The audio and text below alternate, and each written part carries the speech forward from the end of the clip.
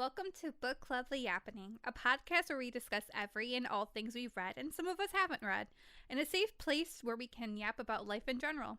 In the description, you'll find links to our Fable, Instagram, and Discord accounts. Please follow for more yapping in different styles. For a warning, we will 100% be spoiling this book, so please pause, go read, and come back to yap. Read the trigger warnings before continuing on. Hey, welcome back to the Yappening! We have a guest That was today. Yappening. Yappening. I've had a lot of coffee at this point. Yeah, welcome, same. Lindsay, guest. Oh my god, discuss the book. Yes. What book? All right, so the book is The September House by Carissa Orlando. This is this author's first book, or first novel ever. She holds a doctorate in clinical community psych, and she specializes in working with children and adolescents, which is very relevant to a lot of the things that are talked about in this book, where there's very much a discussion of very complicated and dysfunctional family dynamics, and she hits so many things right on the head that, you know, it's an interesting listen. Be careful if you need to be careful with it. The audiobook is really, really good too. Even that quote that you had sent over, I could hear it in her voice. I don't remember the quote I sent over. Oh, well, you'll see it when I was working on the quote page the other night, so. All right, so the book starts out with a prologue by our main character, Margaret. I am going to start off by saying that in taking my notes for this book, I began to refer to Margaret and Catherine, our two main characters, by Marge and Cat. They're just my girlies now. Yes. And I can't stop saying it, and I refuse to stop because they are fictional and they can't make me. So Yeah. Can't stop, won't stop. That's fine. our main character, Margaret, is in love with her new house, and she has been since she saw it in the newspaper, where it was posted for a suspiciously low amount of money. Who died there? You know? Whomst indeed. We're whomst. Or whom's still living there? You Yeah. know, there are things who's that in live the in this walls? house. Or the basement. Or the basement. You don't want to go down there? The attic. It is the it is a classic spooky looking Victorian with a turret. I'm going to attempt to avoid doing quotes for this book, but so much of it is so good. Quote, that I hey, can't quote help. away, man. Yeah. Yeah, quote and away. I feel like one of the big scene setting quotes that tells us a lot about the character is right as we start off. Talking about the house, she says, "I knew this place was my home. I had never really had a real home before, even as a child. My family had moved around quite a bit, bouncing from house to apartment, back to a house, and once even a little trailer for a while. It all depended on how things were going and whether or not my dad was taking his medication. The older I got, the more I found myself wishing for something permanent. A house with heavy bones where I could sink my roots into the ground and become an immovable object. Leaving the chaos of my family seemed to be a step towards this dream, although in retrospect, it might have been a touch naive to expect stability in my 20s. I didn't exactly find my house and my roots, but I found a husband, which seemed to be close enough."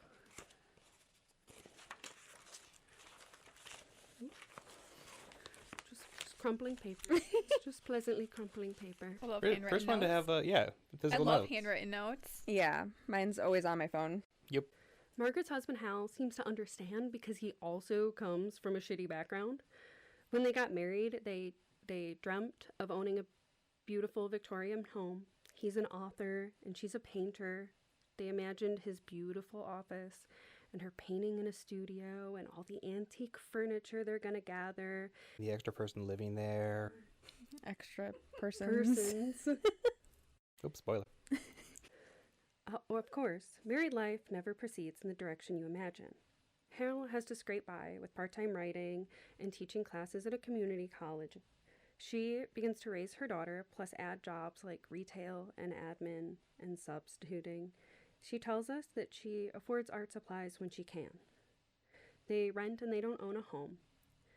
She is still kind of transient.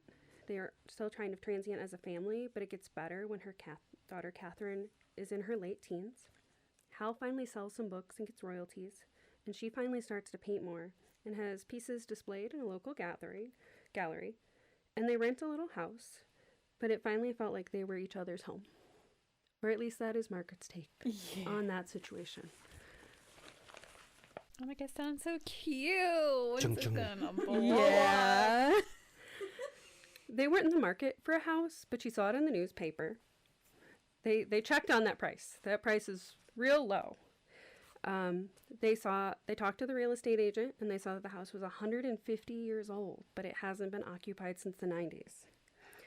On the home tour, they fall absolutely in love with this house. They're still in love with the house when the real estate agent tells them that she must have informed them of 2 deaths in the house that were over 100 years ago. Just 2. The real estate agent really tries very hard to avoid the word murder. Unalive. Oh, what? No.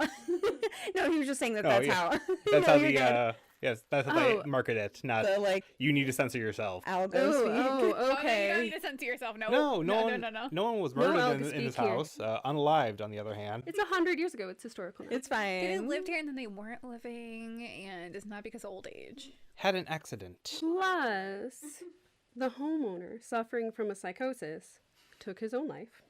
Plus, all the other deaths in the home seemed to be natural. Allegedly. As they continue the tour, the real estate agent decides not to join them when they tour the basement. It feels a little weird there. Margaret gets goosebumps when she walks in the basement, but that's fine. She can make a heaven of anywhere. You know, it's gonna be her house. They see their beautiful backyard and the claw feet on the bathtub, and this is the dream they always imagine for themselves.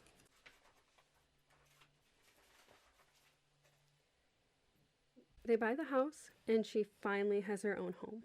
Her adult daughter is surprised by them purchasing the home because that doesn't seem like the direction she thinks Marge should be taking. Yeah.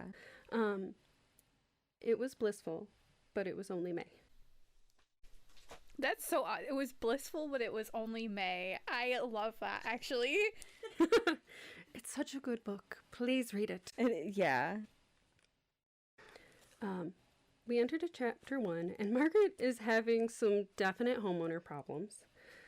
The walls are bleeding again, and she's not really sure how to fix that. Like, as in, like, blood? Yeah, Yeah, like, the walls are bleeding. they bleed. They bleed sometimes. It's only in September, you know. though, so it's fine. It's fine. The walls just, they bleed, and it's so annoying to wake up to bleeding walls. Okay. Marge is like the queen of chill. Like, Marge is like, would you believe these walls bleeding again? Which is Literally. No, absolutely. I didn't read the audiobook, but that is what I imagine Marge to sound like, I believe. You need to listen to the audiobook, at least just a snippet of it. It is so good. Do you get a drywall guy or phlebotomist? You Yes. know, I think they have to be dual certified. Or like a tough scroll crime to scene find. cleaner. Call up And Cora it's and the every gang. damn day, too. Yeah. You don't need to. I mean, you don't need to investigate the blood. Just get it out of there. So crime scene cleaner. Yeah, it's crime perfect. scene cleaner would absolutely be You able don't to. need to find out where it came from, whose it was, if it's donorable. Don't ask questions. Donorable. Can you Yeah. imagine just running a blood bank? Sorry. Through anyway. your walls. How many lives could you save? Right. That's not a bad idea. Like, It is a bad idea. Where are you getting all this blood from? Don't ask questions. Just take it. I got hep from your blood walls. That's why you need it hep. tested. I'm gonna make a theory that there exists a joint universe between this house and some other fictional universe with vampires, and it's just like, Yes. it's the ethical way. Yeah, it's Yeah. basically like a vampire bar. It's like a wall salt lick, but with blood. Yes, there you go. Just a bunch of vampire horses. I was thinking more so Willy Wonka, the lickable wallpaper. Oh, there you go. Oh, okay, sorry. Willy Wonka and the Vampire Factory. Sorry. They're so good. Also, the moaning has started. Kinky. It's not too bad right now because it's like early September, so she can kind of sleep through it. Later in the month, it'll be like a waterfall coming down the stairs with like clots in it. It's gonna be like a long month, but Margaret's pretty confident she can get through this. That's, in her own words, this is the way of things. Yeah. Margaret's not that worried. The first year in the house, Hal thinks it's a leak and tries to and really tries to keep that idea going that it's a leak. But then October hits and Hal thinks they solved it. And then the second year, Hal calls it a leak again. And then something changed the third year. And now the fourth year, Hal's missing. Hal's not there anymore. The husband? Yeah. Oh. So Margaret used to have theories about it, but she says that you have to accept things the way they are and just kind of act accordingly. You know, like sometimes the walls bleed. You kind of move on. She's a sturdy girl. She can get through things. We love a sturdy girl. We love a sturdy girl. I don't know what happened to the husband. I don't care. So when she wakes up to the bloody walls, she just kind of gets on with her morning. Yeah. She's not going to let it stop her. Listen, if there's a married couple and the husband suddenly goes missing, I'm sure there's a reason. Yeah, There is he a probably reason. did something. That's why I'm not asking questions. I don't care. I'm going to make assumptions. I'm going to spread rumors, Yeah. all positive about her. Because we believe women. We And- believe women. And I'm going to try to find her a better man. Yeah. A better think woman, Margaret- if that's what she prefers. I think Margaret just needs some time alone. Yeah, Mark just needs to vibe. We need to just leave Margaret alone. So Leave Margaret... her with her blood. Margaret tries to go down to her studio and paint, but like when she tries to bring up something to paint, all she can kind of visualize is like screaming and like wounded children. And There's like Margaret big, for that. you know. She's trying to plan like what she's gonna paint because she thinks so. Despite the walls bleeding blood, Margaret is really trying to get her painting in. She knows it's gonna be harder as September goes on because she's gonna end up sleep deprived. And there's going to be a lot of screaming and wounded children running around. So this kind of planning is very important for her to do. Wounded children. She can't get through this because instead of being able to visualize her like very pastoral landscape, the only thing that comes to mind is a mutilated screaming child. So she kind of gives up and goes to the kitchen in hopes that the ghost maid Frederica will make her some tea. Frederica also hates September, so she keeps stacking the furniture up in the middle of the house. And this is understandable because Frederica has experienced 100 Septembers in the house. Also, Frederica is a Victorian maid, but when you picture her, you have to remember that she has an axe wound going across her face. But she's still a very sweet lady. We stand Frederica. Honestly, I love Frederica. I think I stand her more than I stand Catherine. I know. Okay. So obviously you don't have to tell me if it comes up later. These are real things, right? Like the ghost is real, or is it all in her Depends head? on what you think. Oh shit! It's okay. up to you, dear reader. You know, I was thinking Frederica hates September. I was going to make a joke about her saying bah humbug, but then you said she's a Victorian maid ghost. I'm like, oh, That's fits a really little well. on the nose. Yeah. Yeah. The kitchen is beautiful and old, and it never leaks blood. So it is Margaret's favorite place in her house. Sanitized. Yes. Margaret makes her tea while Marge does homeowner shit to ensure the basement door is still securely nailed shut. And then we meet Elias. Elias is a gaunt, pale, dark-haired ghost boy in old-timey shorts and knee-high socks. And Elias doesn't talk to her like Frederick does. Yeah, Mostly, he stares and howls. And today he stands in front of her and stares her dead in the eye. He attacks her while she puts in her toast, and she dodges the bite because, like, He be no big deal. Just a scratch. This isn't her first time trying to prepare a meal while dodging bloody fangs of a dead child who wished me bodily harm. Who among us has not, honestly? Like, honestly, like, you know, sometimes you just gotta go about your day despite the horrors. Yes. If there's a child, you need to expect biting. I understand it's not her child, but She you didn't- need to it's not her accept. And like, Side note: I had a child growl at me today. good for you, girl. You growl back. No, I just How dare scrolled on you. my phone. He jumped into the hallway. It was like, rah! And I'm like, Listen, sometimes I'm in a hallway and that's how I feel. I mean, sometimes, yeah, I do be getting that.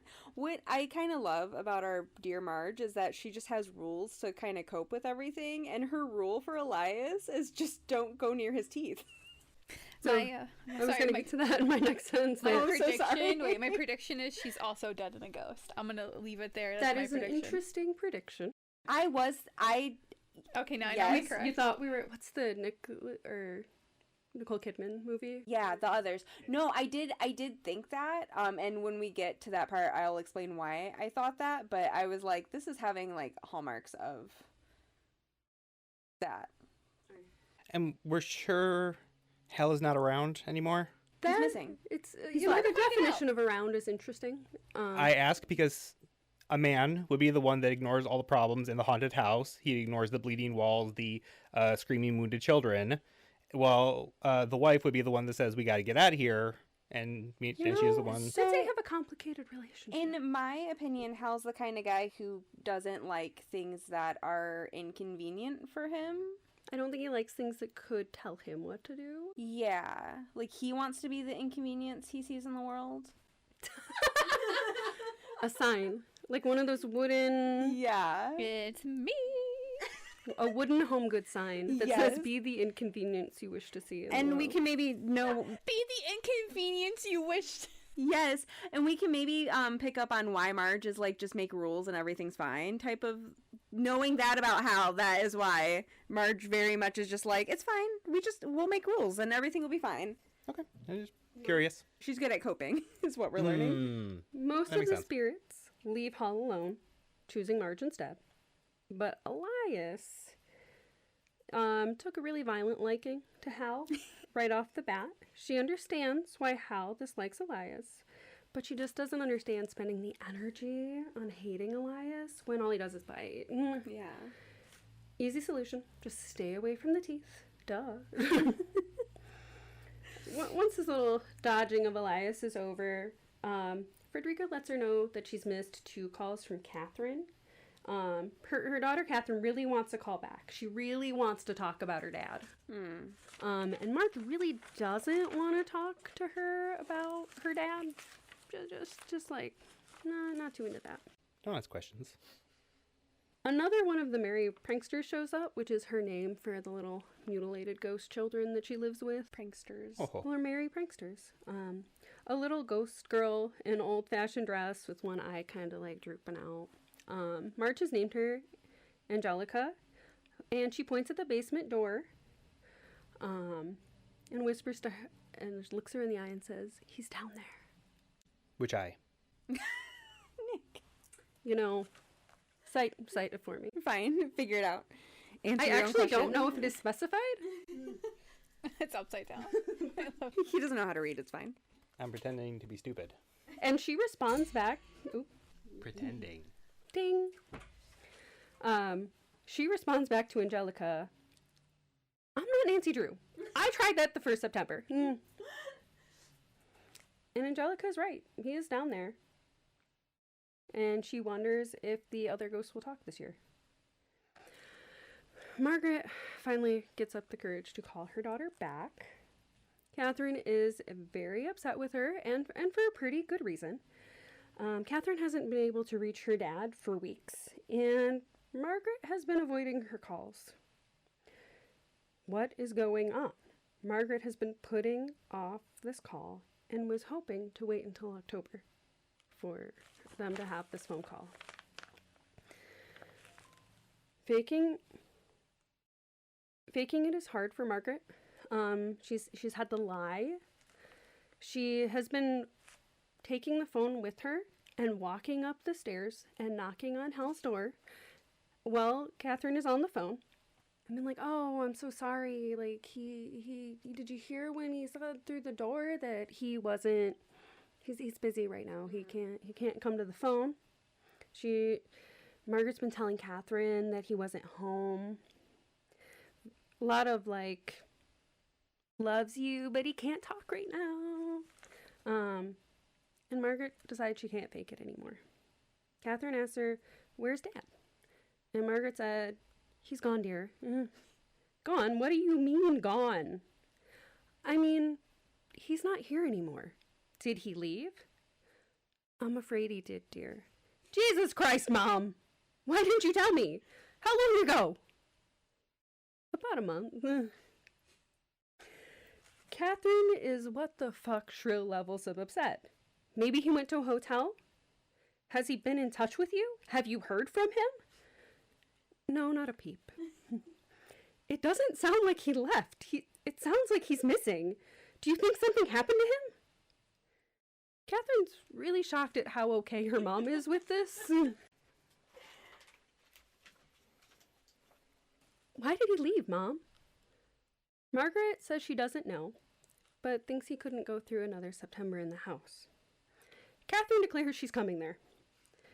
This is Margaret's nightmare with September, with all the September visitors she's having in the house right now. Margaret tries to push and says that she will file a police report. Catherine is more upset. A month has passed without you filing a police report. Kat will want her to leave the house if she finds out. Kat declares she's coming in on the 10th. No ifs, ands, or buts. Good, you can show me how to download Tinder. Nick. Download Tinder? I barely know her.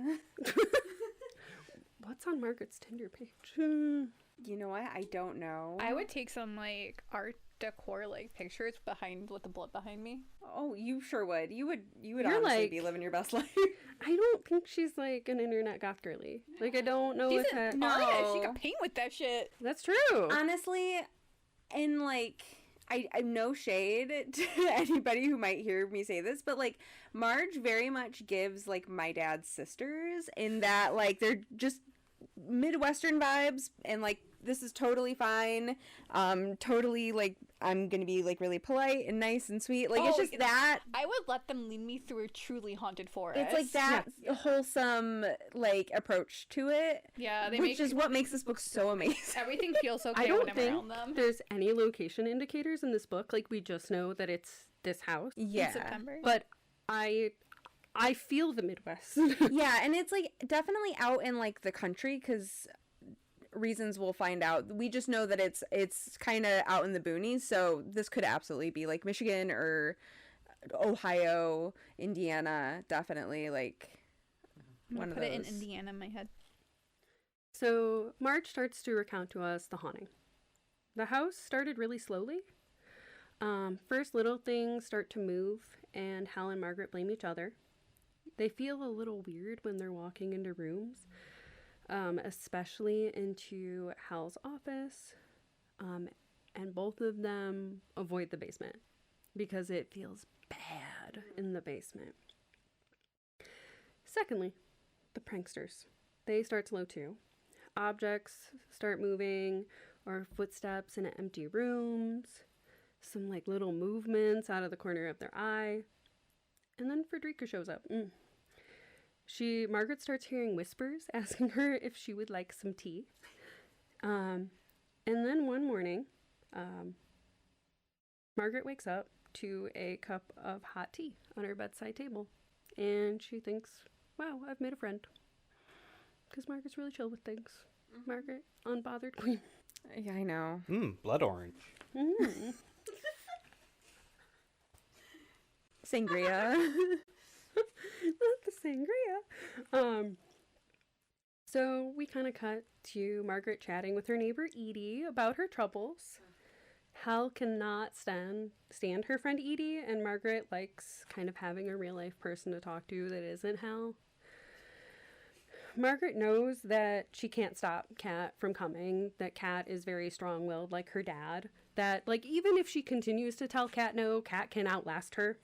Yeah, which I think is probably the reason she was waiting until after September to have that conversation. Like, let me just wait until things aren't weird and then we can deal with that. I think that Margaret would absolutely have continued just out forever. Yeah, I do think so, but like letting Kat know like 1st of October would have been ideal, because then you have like an entire 12-month period where Kat can be up in your business.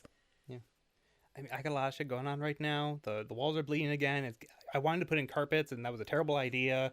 It's not a carpet house. No. Also, beautiful wood floors Yeah. repeatedly are discussed. Yeah. Like, she's like, oh, don't not the wood floors. And it's like, She's got squeegee Margaret. every single day. Otherwise, it's going to be a hazard. Oh, well, good thing she's got Frederica.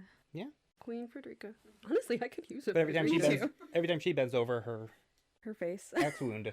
That's a bad term, but blood bleeds onto the floor. You know, it happens. She knows that if Kat comes out, she'll want her to move out of the house, but Margaret knows she can't do that. She's not doing that. She's talking to Edie, and she tells her the story of being talked into Kat by buying her a boa constrictor as a teenager, and then selling Kat's boa constrictor when Kat goes away to live with Margaret's sister as a teenager, and just the explosion. Well, yeah. That Kat unleashed after that. So Margaret kind of concocts with her friend Edie a damage control plan. Keep Kat on the bottom floor so she doesn't see the blood, because the blood won't be downstairs at least until the end of September. Frederica suggests sleeping pills so she can't hear the screaming at night. And Margaret is like, no, I can't do that. No. Here's some melatonin in your ice cream. What? Here's some melatonin in your ice cream. It's in the tea, I think. I think you'd put it in the tea, you know? Oh, yeah. And that she has to take the boards off the basement door because that looks super weird. A little suspicious. Well, sussy. And Edie tells her not to do that by any means. Right. And that she's going to call Father Cyrus. So Edie kind of warns her. But what if she meets Master Vale? And Margaret says that she would die first before that would happen. Yeah. Is Master Vale hot? Mm. Oh, God. Okay, never It's mind. a little, I would use the word skittering. Skittering as a method of locomotion. Skittering. Scuttling. Rat-like. For me, it was almost given Roach-like? like Slenderman. Oh. So Margaret tells us how her and Hal meet. They actually meet at a gallery opening where Margaret has a painting and Hal's this kind of freelance author. And she recounts to us how on their third date they go to see The Exorcist. And Hal thinks that movie is terrifying. And Margaret says it's sort of creepy. Like a little bit. And they have a conversation about horror movies. Margaret likes them because they shine a light on what is really scary. And she says The Exorcist is about the fear of losing a child, especially emotionally, the loss of control. Specifically, that the priest of The Exorcist chooses to take on the evil himself so that Regan can go free. That is the point of the entire movie. And then they kiss. So we learn a little bit about the media that Margaret likes. Well, yeah. That feels correct. Yeah. Well, it's good that you can, look at the meaning behind it instead of just going, ooh, that shows the devil. That movie's bad. You dislike a movie about good triumphing over evil? Okay, sure, cool. I've ever Yeah, seen the movie. I do think that there's like a bit of a curse in being like incredibly understanding, though, especially when you're dealing with people who maybe aren't super great, because you can generally see why they're doing what they're doing, and then you start to make like excuses for them in your own mind of like, well, if I was going through that, I probably wouldn't handle it super great either, right? So there is a point where they're at the library researching the events of the house, and they find out about Master Vale's family and how poorly they treated him. And she's talking to Edie about it, and she's like, with what he went through, and Edie's like, you're empathizing with him, but hard same. Like, that's just kind of like the curse of being able to understand where people are coming from is, All right, so she calls Father Cyrus to come to the house. Father Cyrus is a very, very, very old Catholic priest with kind of like a tremor and a walking cane. And her and Hal met Father Cyrus in their first September in the house. No one else they called believed them at the church. They went to the church to ask for help, and they got kind of the attitude, thank you for coming here, but kindly remove your crazy asses from our holy ground. Go. Stop by our collection plate on the way out. Like, go on, get. Go on, get. We do not validate parking. It's like, we believe in God, but how dare you bring this supernatural lies to our door? Now, if you We got, only believe in Sky Daddy. if you got any tea for us, Sky Daddy! join us at the confessional. Yeah. Oh, yeah. Tea. I'm calling God Sky Daddy from now on. And clearly Margaret has tea. She do be tea. She does have to look for it sometimes. Yeah. So Father Cyrus overhears their conversation with the other priest, and he knew about the house, and he arrives that afternoon. Now he comes to the house for a regular exorcism, and the house is kind of frustratingly quiet in Margaret's opinion. He can't see the blood, but he can definitely feel the darkness of the house. And once he performs the first exorcism, it feels better. And Margaret and Hal sleep really well for like 3 days. And then it comes right back. And then from then on, Father Cyrus comes about once a month. Like, just like a little monthly exorcism to just keep the house clean. You know, just a little housekeeping. Well, housekeeping. What, Frederica, Mrs.? Whatever, you know. There's only so much she can do. You know, she's operating with one eye. She's doing her best, okay? Mm-hmm.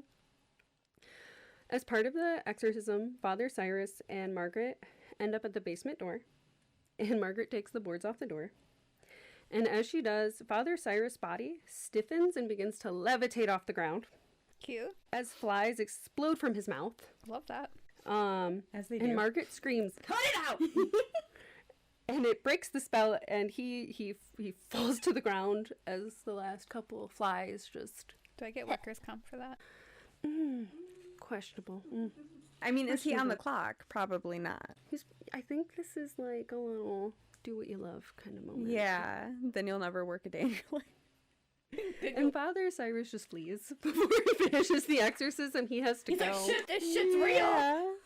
I gotta go. Yeah, well, I also love that she just scolds them into stopping.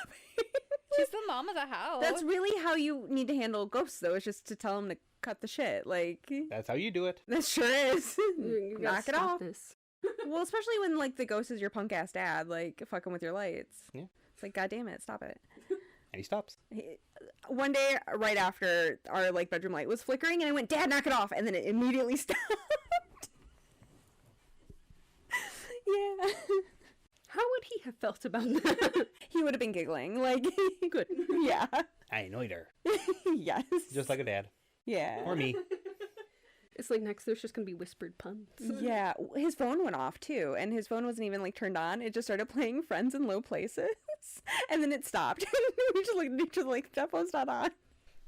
Side note, this reminded me what he said. So, you know, like when you finished the last book, I forget the bit, but the Great and Terrible Beauty, it forever haunts me that her name is whispered in the wind. Oh, sorry, side note, anyways. Yeah, no, absolutely. So Catherine is delayed again. So Margaret has a little bit more time to prepare. So she does a little more home ownership. She digs up the bones of the ghost Elias's mother.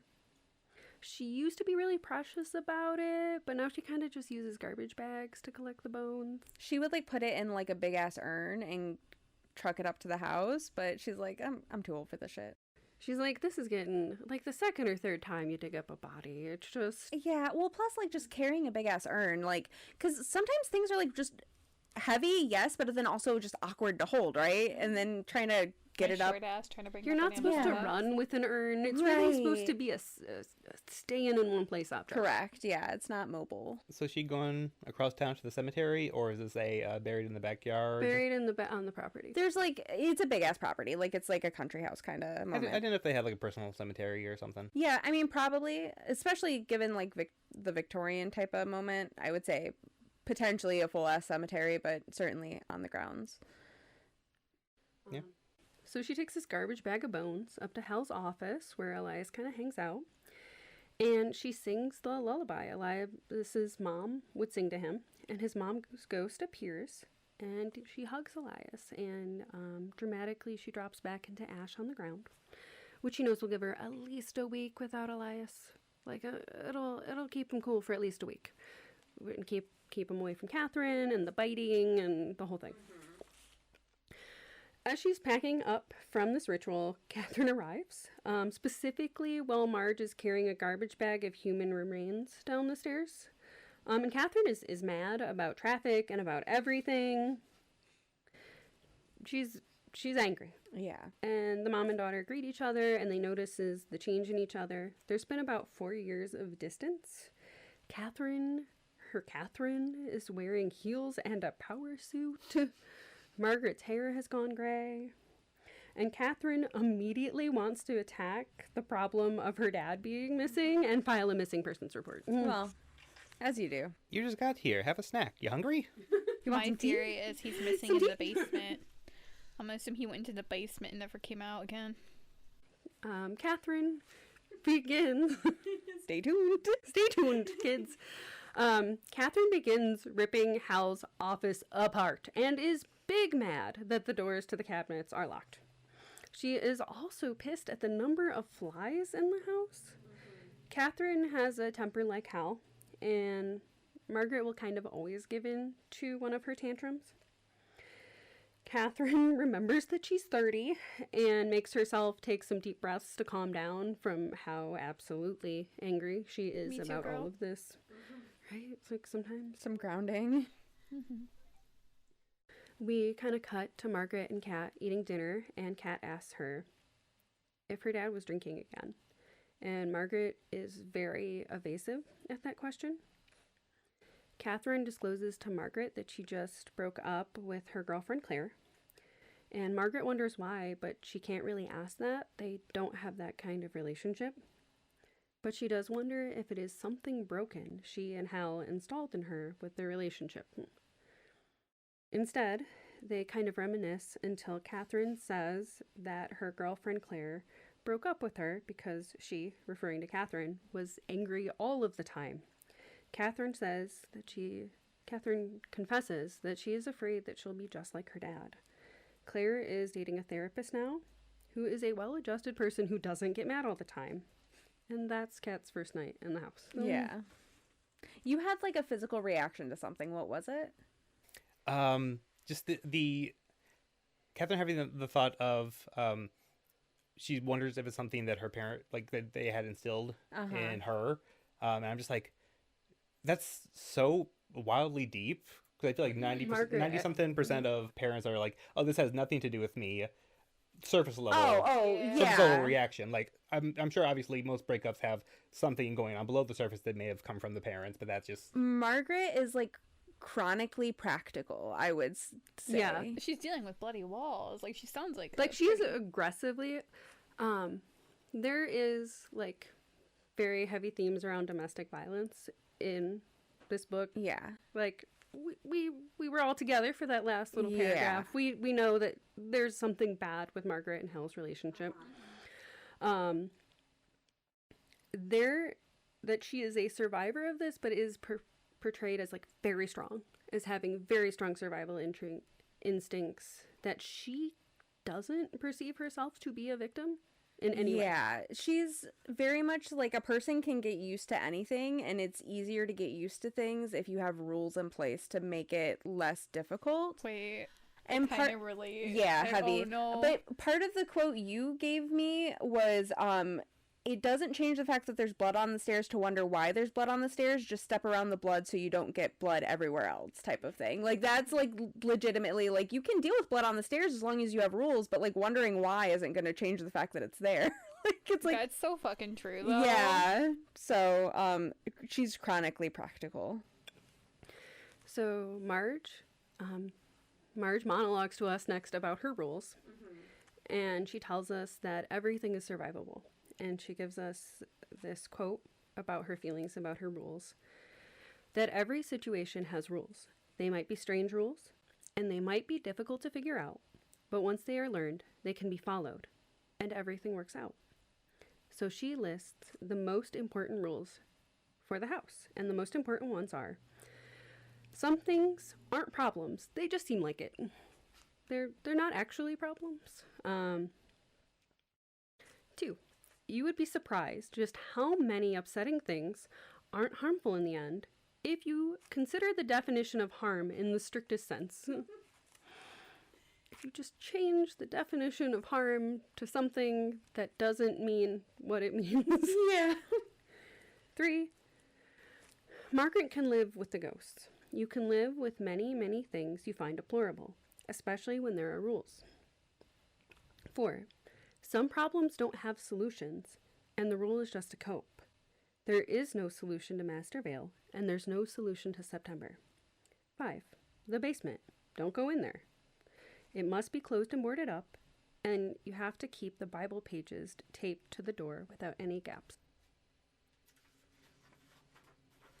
She's a problem solver too, clearly. Because, like, Problem solved. and I'm so heavy like that. It's like every problem I ever face is basically a Rubik's Cube. I just got to figure it out, and it's fine. So the next morning, when Marge wakes up, Catherine's car is already gone. She is gone to file a police report. And her friend Edie shows up, and they kind of spend the morning talking to each other on the porch. Catherine returns, and she is, of course, angry. She kind of had to bully the police into letting her file a missing persons report. And she is very angry that her mom had a month to do this and didn't, and now she has to handle it.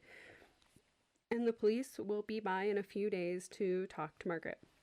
Then Catherine attacks Hal's office for clues.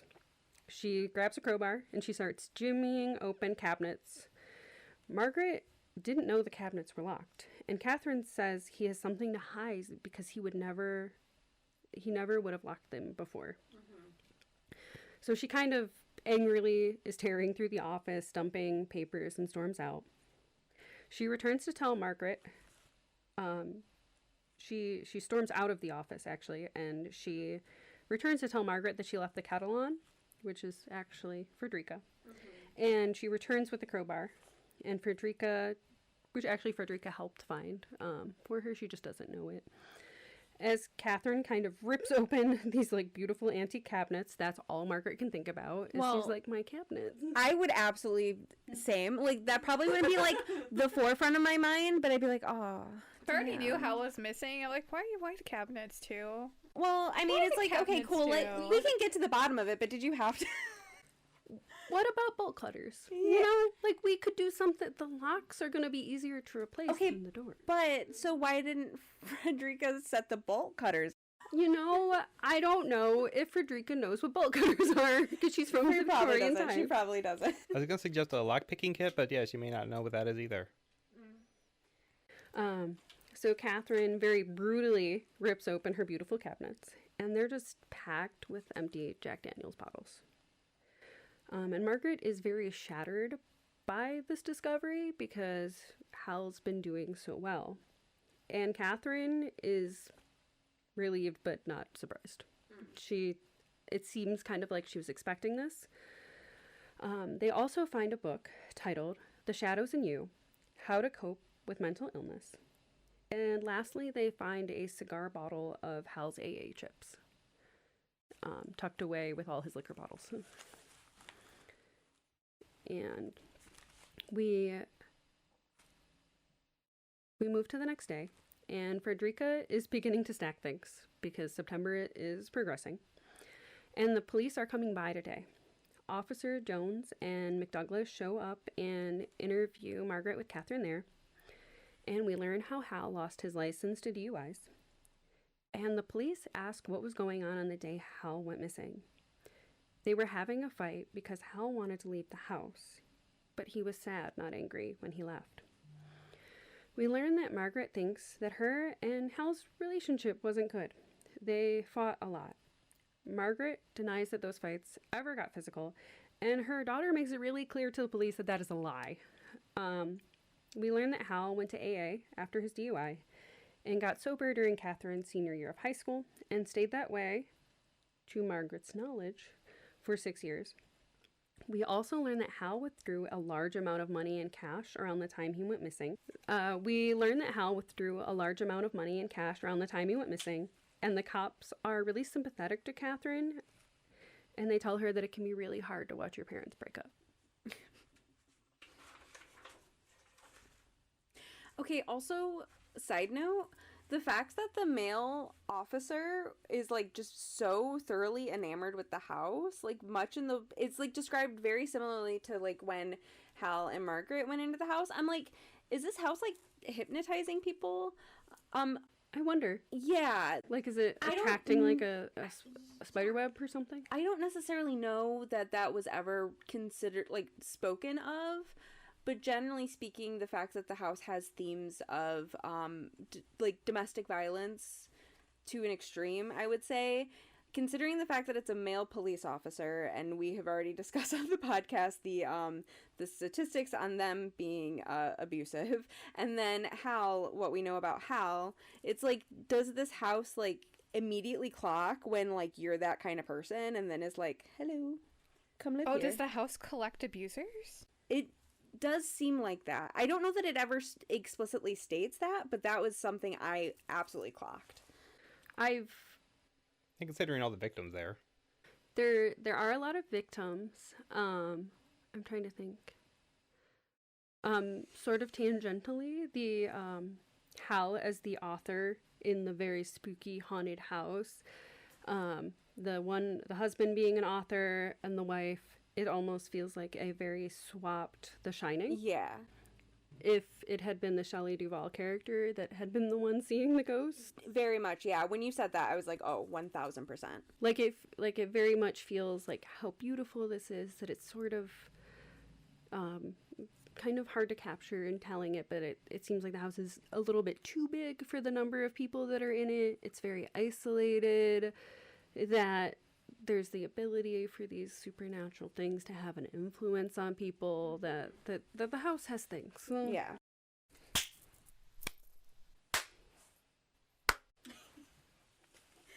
Just too much arms over Yeah, there. you were like, big clap. No, little clap. I just smacked the mic, pretending to have weird long manly arms. You do have long arms, not manly ones, but you do. They are. I got a lot of noodles over here. You sure do. I can reach things on a lot of shelves, not to flex, but... If you and Joe had babies, they would be like 97% arm. This is my child Slenderman. It's like a noodle arm inflatable guy. Listen. It's a little inflatable guy. Those top shelves can't stop us. Expert stalker. Like, not stalker, but stalker, like, as in, like, Stocking shelves. I said Your it like superpowers stalker. being Yeah. like a really good grocery store. Yes. Or look in second story windows. I mean, your eyeballs aren't on your arms. You're not from the labyrinth. I think he's just picturing you reaching up and grabbing a windowsill and like hoisting. We didn't say upper body strength. We just said length. That the longer the lever is, the harder, like, the longer your arms are in relation to your body, the harder it is to do, like, a pull-up. Interesting. Because that's how levers work. You just got lever noodles. I can't do a pull-up. That's what my claim is, that I can't, because I try, and it gets better, but it doesn't seem to happen. Okay. All right, back on topic. Not my Slenderman babies. The next morning, Margaret lets us know that she slept like crap because the moaning from the basement keeps begging her to come to the basement, and that's like really annoying and makes it really hard to sleep. Catherine is all wrapped up and determined to check all of the bars in town to find signs of her dad. At the fourth bar, Marge hits the bathroom and finds a rhyme on the wall. That rhyme reads, "There once was a man named Vale, who the wee ones thought was so frail, but he had them all snowed, and he took 'em below, and one by one he made them all wail." This shocks Margaret for a variety of reasons. One is that it feels like a personal message that's meant for her. She's also surprised because she's never been able to find articles about Vale publicly being connected to any of the missing kids. As they continue driving, a song comes on the radio, and Catherine sings along. Margaret suddenly realizes that it's the same song she sang to the bones of Elias's mom. And Margaret gets really freaked out and makes Kat drop her off at home, and Kat continues without her. When Kat returns, she goes to take a shower, but calls down that she lost hot water. Margaret investigates and realizes that the kitchen sink is all stopped up and that blood is flowing from the faucets. She turns off the sink and goes to pull the stopper and discovers it's not the stopper, it's just like a hunk of flesh that's in the sink, and that's like really annoying to her. She's touching something icky in a sink drain is like really upsetting. It's an actual horror of everyday life. Yeah, I mean, as someone who did a lot of dishes at Chipotle, like reaching in and then just pulling out like a hunk of raw chicken, and it's like, Yeah, okay. I actually went to just like raw onions that have become wet and therefore have just been rendered Yeah. into horror. Yeah, it's like clear but also slimy. Makes me want to vomit. Yeah, like the texture. Yeah. Actually, we have to move on because this is actually more terrifying than the book. But also pause. So the reason I personally thought that Margaret was perhaps deceased is as they're going out and she's seeing like the poems and hearing the song and shit out in the wild, she also keeps saying that it feels like the house is calling her home, like that she's noticing the more time she spends outside the house, the more she feels like she needs to be back at the house. So I know in a lot of media with like ghosts and stuff, a lot of times there's like a slingshot reaction of like you have to stay in your Okay, I lane. hadn't thought about that. So I personally was like, oh, is she dead? And like, so this is like that part of it is like, you're dead, you died at the house, you have to be at the house at all times. So when you leave, the house calls you back. And I thought that that's where it was going with that. I know that there's been a portion of the book where she talks about the fact of Hal being really controlling, that she needs to text him once that she's going to the grocery store, that she needs to tell him the day before she's going, that she needs to text him 3 times while she's there, that she needs to make sure she checks out with a female, not a male cashier, that she shouldn't talk to any men while she's at the grocery store, that she needs to text that she's... Like, I assumed that was just part of her having been isolated as a course of their relationship, that she's perhaps a little agoraphobic about leaving the house. Yeah, and that's definitely fair. But no, I just assumed it was the ghosty. Well, especially because we are back to the thing of like, is this house attracting abusers with an intent? Because it does seem like perhaps violent men just become progressively more violent. So I was like, is that why he's missing? Because he's killed you and he's like fucked off out of town. Okay. Or he killed you and then the house claimed him or whatever, you know, that type of thing. So that's why I was like, okay, what is... I that never even occurred to me, and I'm like, yeah. You seem to approach books from like a more literary standpoint, and I approach books almost like from a detective standpoint of like, where is this going? How can I unpack this like twist before it happens type of thing. So I'm looking for like signs of foreshadowing, but like so that I can figure out where we're headed. Whereas I know you tend to grasp a lot of more so literary like concepts. Because when I heard that, I was like, oh, she's saying the house is calling to her, but the house represents a lot of things. Yeah. The real ghosts is the trauma we got along the way. Yeah. So I'm like, okay, but what does this mean? Yeah. What's the law? But what does it mean? The law mean? Okay. Also raccoon figures. Still raccoon. Margaret pushes up her sleeves and hurries to clean up all the blood in the kitchen.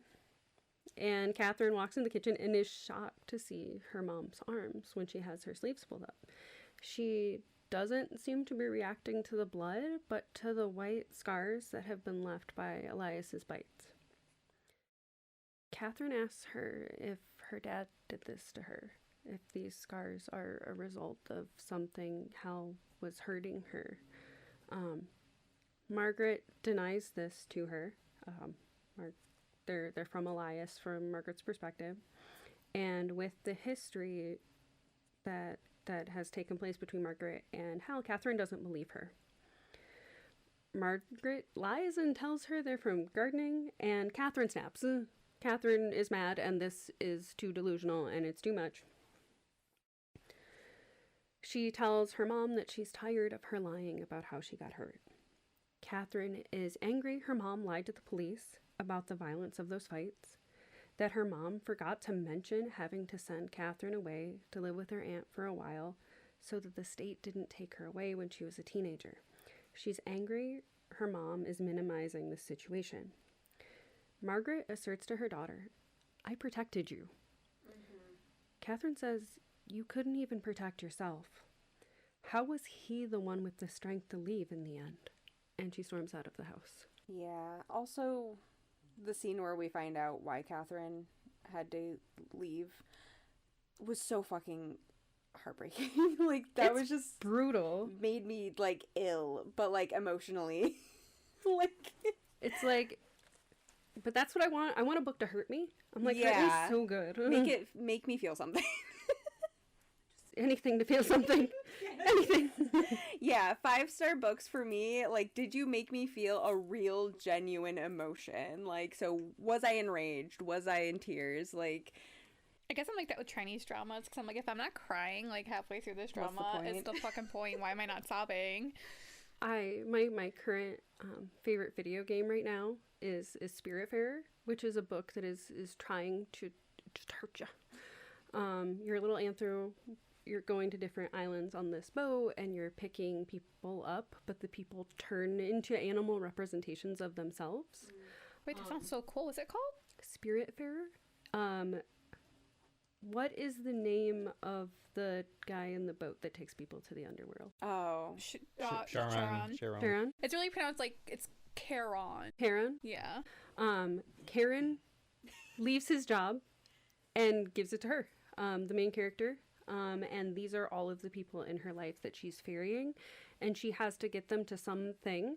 And it is my favorite one, and I'm not playing it because my frog father would have to go to the great beyond. And I'm like, no!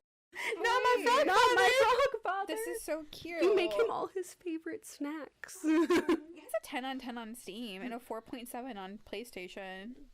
I'm playing it on the Switch. I know there's a It's on VR the version, Switch? but I can't be hurt that way. I can't be hurt in virtual reality like It's like that. costume I need at fit. least the screen to keep me safe. It like that book, and you're like, I feel like I'm about to hit a really cringe scene, and then you just never finish the book. Oh, that's Diavola? Diavola. That I know that there's going to be a scene where it replaces her work presentation with like one of the like awful semi crazy drawings, and they've just said that someone has had to talk with her about the fact that she's so haunted she has stopped bathing. And also she's come to work and she has no clean clothes left because being haunted by a Victorian spirit makes it really hard to get your housework done unless you're Margaret. Yeah. Margaret's That's so true. Margaret can cope with things. She's got the hookup with the Victorian ghosts. right. She got a system. She does have a system. So do I. And I can just feel that there's going to be secondhand embarrassment, and so I completely just stopped reading the book. Yeah. Like, I was like, I'll get back to it in a couple days. Nope, returned it. Yeah. I did have a book where I did have to put it down because it was making me feel entirely too much. I did go back to it, though, but I was, like, having really bad, like, depression and anxiety just from life, and then that book was actively making that worse. And sometimes a book that's too close makes it better, and sometimes it makes it worse. Yeah, and this one wasn't even, like, necessarily relevant to me. It's part of the perspective is this woman when she was a teenager and shit that she was going through. And as a teenager, she's very heavy on a self-destructive train. And, like, as a teenager who also was heavy on a self-destructive train, I'm like, I completely understand every single move you're making and why you're making it, and I hate that. You're like, I fully out there that, like, grew up in an alcoholic dysfunctional household, and Catherine is a balm to my soul. Yeah. Team Catherine. I love Team Catherine, and I know that you were talking about, like, reviews you read where other people didn't like her. Yeah. I didn't those like are her. I mean, It's gonna be like the Nest is, though. yeah, I didn't like Catherine, but I get why she is the way that she is, but I definitely, and I think part of my dislike of Catherine is that I connected so heavily with Marge as someone who had, like, obviously not abusive in that way, but, like, an incredibly toxic relationship. Like, I understand the, like, making rules to keep yourself safe, and, like, if I do this, you'll react this way, so let me try to do it a different way. Like, I connected heavily with that, so I think that because I connected so heavy with Margaret, it made it difficult for me to like Catherine, because it's like, I know why Margaret is the way that she is. Quit being so mean to her. But, like, as, like, a child, from that perspective, I understand why Catherine is the way that she is, too, but... I loved this book when I read it, because there is, like, a level of, like, oh, I've been away from my dysfunctional family. I'll go see them. Maybe it'll be different this time. And then by the end, you're just mad, and you're like, are you getting dementia, or have you just always been this fucked up this whole time? Like, is it I'm just not used to this level of like y'all don't make sense, or something pop up there? Like, what the fuck's going on? So generally speaking, your parents would be of an age where like lead poisoning would be a thing, and that like I no shade to that at all, because my parents are the same age, but no, there's been this phenomenon where millennials parents are especially like swinging MAGA, but they're getting so horrifically like mean and weird, and there's all of these adult children who are like, my parents were never like this, like what is happening? So there's a theory that a lot of it is lead poisoning has just degraded their brain to the point where they are just this person now, like, so that's kind of... There's also that the area of the Midwest we live in is being referred to as the Parkinson's belt. Oh, due to a lot of the industrial manufacturing that happening, and that was in the soil and then was in the food, and then you went outside and you played in the data center. Back in our day, we didn't come back until the streetlights were on. It's like you ate dirt with the stuff in it, didn't you? Yeah. Also, I remember my mom when I was like a kid at one point, making a comment of like back in my day, and I was like, yeah, but like all of those adults are the people snatching the kids now. Like that's your generation. You're the reasons we're not allowed to be outside anymore. And she's like, yeah, we had too much freedom, I think. I'm gonna put it out there that stuff was just, it was happening, you just weren't talking about it. Oh yeah, no, with the mass amount of media that we have today, media coverage, we can cover it now. Yes, because news spreads so widely. But yeah, it's, when we were kids, our parents were protecting us from their generation, like their people, they, they had the whole stranger danger thing, and strangers are not the ones that you need to watch out for. Yeah, exactly. But just that's kind of one of those I love. I remember... It's not lead poisoning. They're just like that. I mean, and I'm like, I don't know your parents, so I don't know. But I do know that is a general phenomenon that, especially with the weird political, like, swing that, like, happened. I know there's a lot of people that it's like, my parent just turned into a completely different person. I can just see it being like, you can't blame me. It's the lead poisoning. Well, yeah. Also, the, like, boomer lead stare is, like, a thing. What? Yeah. I know the Gen Z stare where you're like, oh, you were raised by a screen. Okay. But boomers, and so that's another thing is, basically people are saying that like Gen Z and boomers are so similar, but like also in like different ways. But like lead stare and then like Gen Z stare, basically same thing, different font. Is it like the dissociative stare like me and Amanda have, where we just go... The sense of like entitlement and that kind of thing. And that too, which you and I were just talking about as well. Yeah. Just wanting the world to like cater to them type of thing. Okay. But yeah, just... Yeah, I remember seeing our grandparents had asbestos, our parents had lead, and we got microplastics. Uh-huh. Mm-hmm. And social media. And social media, And Jessy pointed out, it's going to be the data centers. What's going to happen? Oh, yeah, because the last time I heard someone reporting on the data centers, they were leaking chemicals into the water, and it was coming out of their faucets. That's why people don't want... Well, I mean, one of the many reasons people don't want one in Michigan, just because of the Great Lakes. Unfortunately, we just live in a society where we don't... We're finally seeing, like, truly seeing how much of a say we truly don't have. But, like, also, part of the data center thing is DTE... sign something where if by X year they weren't giving X amount of power, they had to become more sustainable type of thing. But if they were putting out way more power, then they didn't have to become sustainable, and that data center is going to push them into the threshold where they don't have to become more sustainable. So there's like DTE's like pushing for this to be here so that they don't have to change their ways. There is a data scientist that I watch on YouTube, and he's like a big sound guy. And he did like a 2-hour thing on the sounds that are created by a data center and the infrasound that is created by them in the specific oscillation, so it's below hearing. And he actually ran an experiment on the infrasound, and they've run experiments on infrasound before, and it makes people nauseous. It makes people dizzy. It can sometimes... There have been hauntings that have been debunked, and they're like, there's something wrong with the way this house resonates. It amplifies infrasound and makes people feel like there is a presence, like a bad presence in the room with them. That it is like a whole level of noise pollution that tends to expand out from that would the drive me neighborhood. crazy because I feel like I'm really sensitive to sound as Me it is. too. Yeah. So I can send it to you. I do it. I'm like consuming knowledge. Of Okay, all this maybe stuff. not. Maybe don't do that. Maybe like one weekend, just like watch The Last Unicorn. I'm like, fine. Listen, That's it's so sad. you know, that's also sad, but it's like a different sad. Also, I have this here because it reminds me of The Last Unicorn. It's my dad's. I like last time we were at my mom's, I stole it off her wall, and I'm like, this is mine now. But it's because it reminds me of The Last Unicorn, and that was like one of the things that he had shown me. But it still makes me feel sad. Yeah, but like it lets you feel fictional sad, and fictional sad is way easier to deal with than IRL It's sad. enjoyable. Sometimes, yeah. Like yeah, just like fictional sad, get all the real life sad out, and then you can go back to the real life sad. It's like a coping I do mechanism. be like that. I don't remember where. I'm so Okay, so the sorry. last thing I remember was that Kat stormed out of the house because Yes. she's mad that her mom is basically in denial and Yes. doesn't notice the And- blood, which I'm beginning to assume girls having a psychological.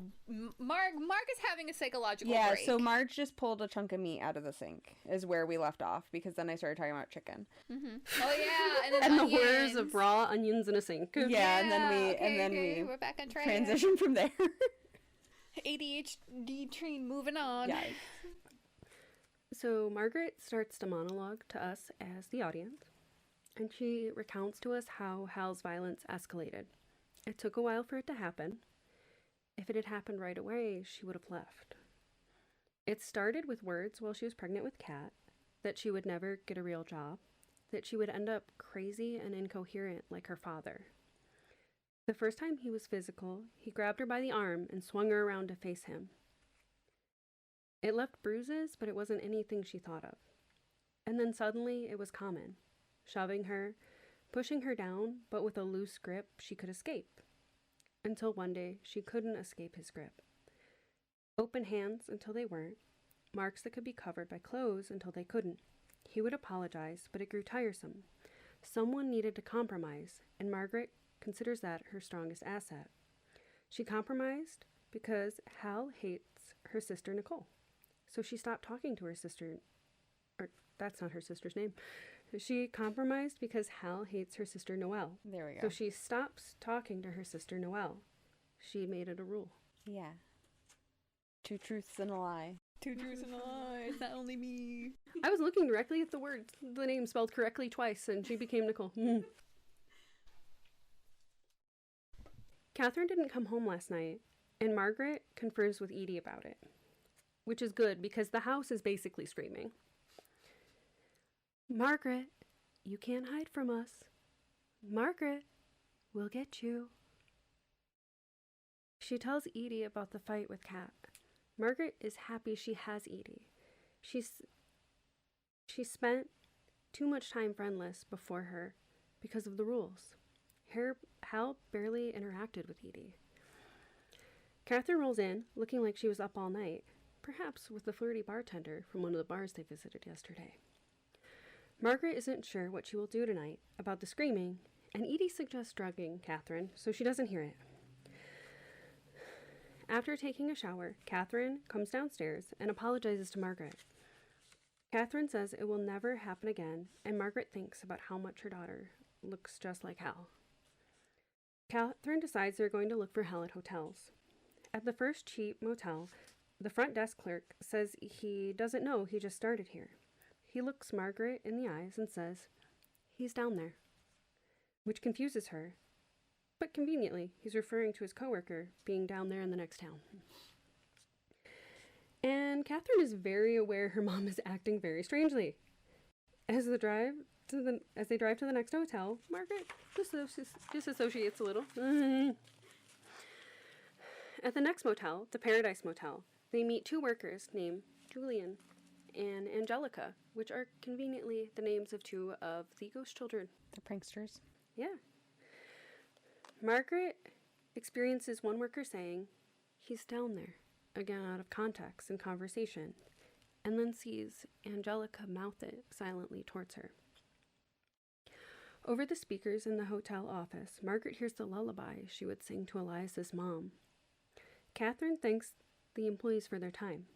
The employee says no problem and says if they need anything, check back. Just ask for him. His name is Ted Vale. Margaret sees a customer of the motel in the parking lot who looks her directly in the eye and says, "He's down there." Kat stops to pump gas, and Margaret goes into the gas station and buys some sleeping pills. When they get home, Margaret talks to Edie on the porch again about the strange events. She walks back into Kat standing in front of the basement door, contemplating the Bible pages that Father Cyrus had taped there. Catherine is sniffing. She sprints in front of Catherine and slams the door, shuts it, and yells at her not to go down there. She tells her it isn't safe. There's black mold. There's black mold down there, and that is what the smell is.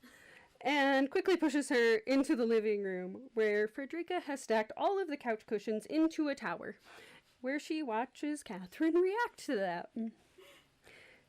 That night, she puts sleeping pills into Catherine's tea. And once Catherine is asleep, the whole house begins to scream.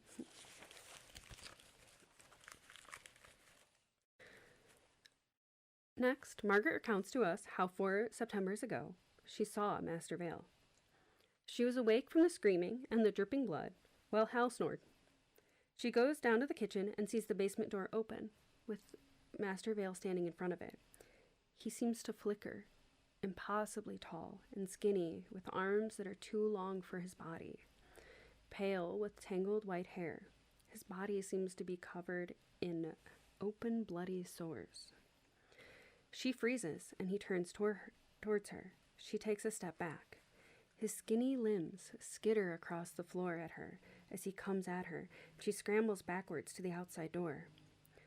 She gets outside and sits out there until the sun comes up, and Edie appears and asks her what is wrong, and Margaret begins to cry.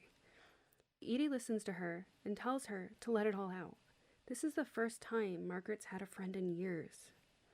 Edie tells her no one deserves to go through this alone, and Margaret tells her about the ghosts. Margaret doesn't think the ghosts want to hurt her, even Elias, but the man in the basement wants to hurt her. Edie asks her if she will move out. Margaret tells her they will have to take her out in handcuffs. And I think she killed the husband. I think he's in the basement dead and decomposing. That is a very interesting thought. After the encounter with Master Vale, Margaret goes to the library to investigate. We love a research queen. Mm-hmm. She finds out that the house was built in 1882 by a Dr. George Vale and his wife Penelope. They are socialites, and Margaret doesn't think the man she saw was George based on a photo she finds in the newspaper. Some articles mention 2 Vale children, Vernon and Violet, but some mention 3. The family dies within a month of each other in the same September. George of a heart attack, Penelope of a seizure, Vernon mysteriously collapses, and Violet wanders into the woods and dies of exposure. However, Theodore Vale, the 3rd child, lives, but he has no records. He never seems to have been enrolled in school. He doesn't seem to exist until after their death. He inherits the house. Margaret finds that Penelope had Theo before she was married to George. She said that he was the child of her prior husband who died, but after they're married, George finds out she was never married before and that Theodore was born out of wedlock. George Vale is an abusive dick to all of his kids, but especially Theo once he finds out that he was lied to about his parentage. This would have been like a disappointment room type of situation. The like secret attic rooms that a lot of Victorian houses have, especially just given that time period. Where it's like there's going to be considered character attributes to the idea that someone is a bastard. Yeah. Do people use that word anymore? Not correctly. I mean, I'm sure that it's having a resurgence for that correct usage, given how the world we're swinging Mm-hmm. A little backwards. You know? Mm-hmm. George Vale's an abusive dick to all his kids, but especially Theo once he finds out his parentage. Margaret finds a picture of Theo and immediately knows that it's Theodore that she saw. After the death of the rest of the family, there are rumors that Theo is involved with witchcraft. And across the years, 6 local children go missing, each in September. They share the names that Margaret has individually given to the ghost children without the prior knowledge. Later, Theodore is found dead and alone by a debt collector with his body mysteriously covered in sores. In the 1910s, a husband and wife moved in. The husband killed Frederica, his wife, and himself. In the 40s, Elias and his widowed mother move in and mysteriously go missing. And then she finds out that Master Vale died on September 30th. Dun, dun, dun. Well, Kat is gone. Everything in the house annoys Margaret. Every ghost in the house is on its bullshit. Plus, the black hole in the guest room is just starting to pulse for some reason. There's also one ghost that lives in the fireplace that screams, and she starts being on her bullshit, like they've lit a fire. Margaret knows the rules. She's not doing that. When Kat comes home, Catherine takes a phone call from the Value Lodge where all of Hal's stuff was left. Hal booked a room for 3 nights, but Bill at the hotel didn't see him again after the first day. Hal never checked out and left all of his things in alcohol bottles. Catherine has the things he left. As they sort through the box, Catherine confesses to Mom that she shouldn't have left to live with Margaret's sister Noelle, that she shouldn't have left Margaret alone with him. Kat had tried to refuse at the time, telling Margaret she needs to stay. Margaret thinks that she knew it would get worse, but that didn't mean she wasn't safe. It certainly didn't mean Catherine had to protect her. Kat couldn't have stayed, in Margaret's words. Nobody should have been permitted to endure that, honestly, not unless they knew how to survive, the way Margaret does. Catherine asks her if she'll take Hal back if they find him. Margaret says, "Of course, why wouldn't I?" Catherine says Hal is giving her a chance to leave, and that Margaret should have come with her to Noelle's back then.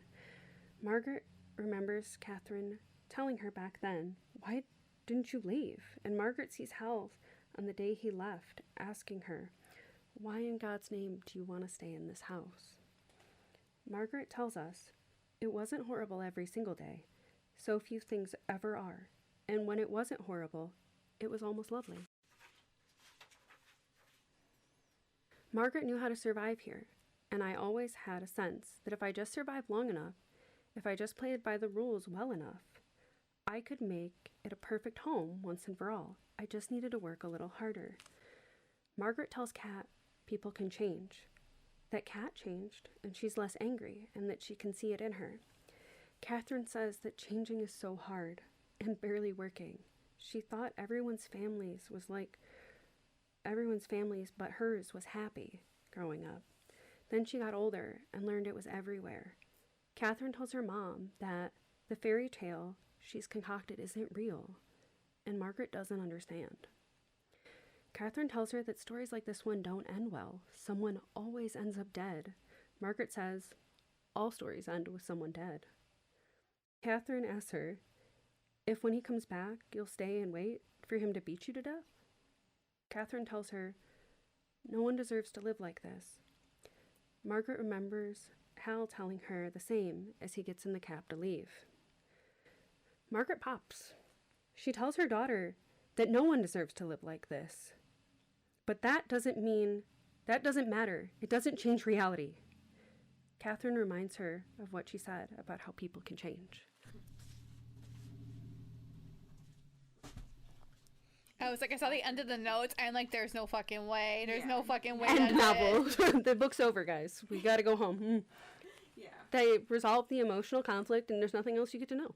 Actually, they're totally fine now. Everyone's good. The end. Margaret is shocked that Catherine thinks she isn't capable of change, that she needs to be reminded about change. She says, She changed all the time, little by little, over the years until I was unrecognizable, but to me was just who I was. I should be a stranger to myself, but it didn't bother me at all. When Catherine points to the scars on her arms, Margaret is honest and says it was Elias, which is very confusing to Catherine. Mm.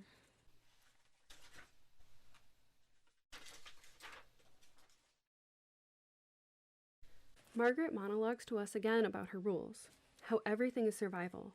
The rules to survive Hal are: don't disagree, don't talk to men, don't talk to Noelle, and the most important rule would be don't mention leaving. However, sometimes the rules don't work when Hal drinks. Margaret tells us the following rules weren't difficult because there were good times, but then the cycle would continue. She tells us that neither the house nor Hal want her to leave. She has no plans to leave either. This is her house, and she is excellent at following the rules.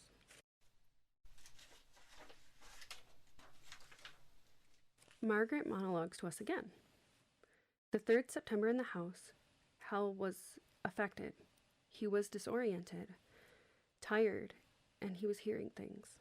He asked Margaret what Master Vale looked like, and they agree on his appearance. He asks if Master Vale sounds wrong when he talks to her. Master Vale laughs at Hal and tells Hal to get out. But Margaret can't agree because Master Vale has never spoken to her.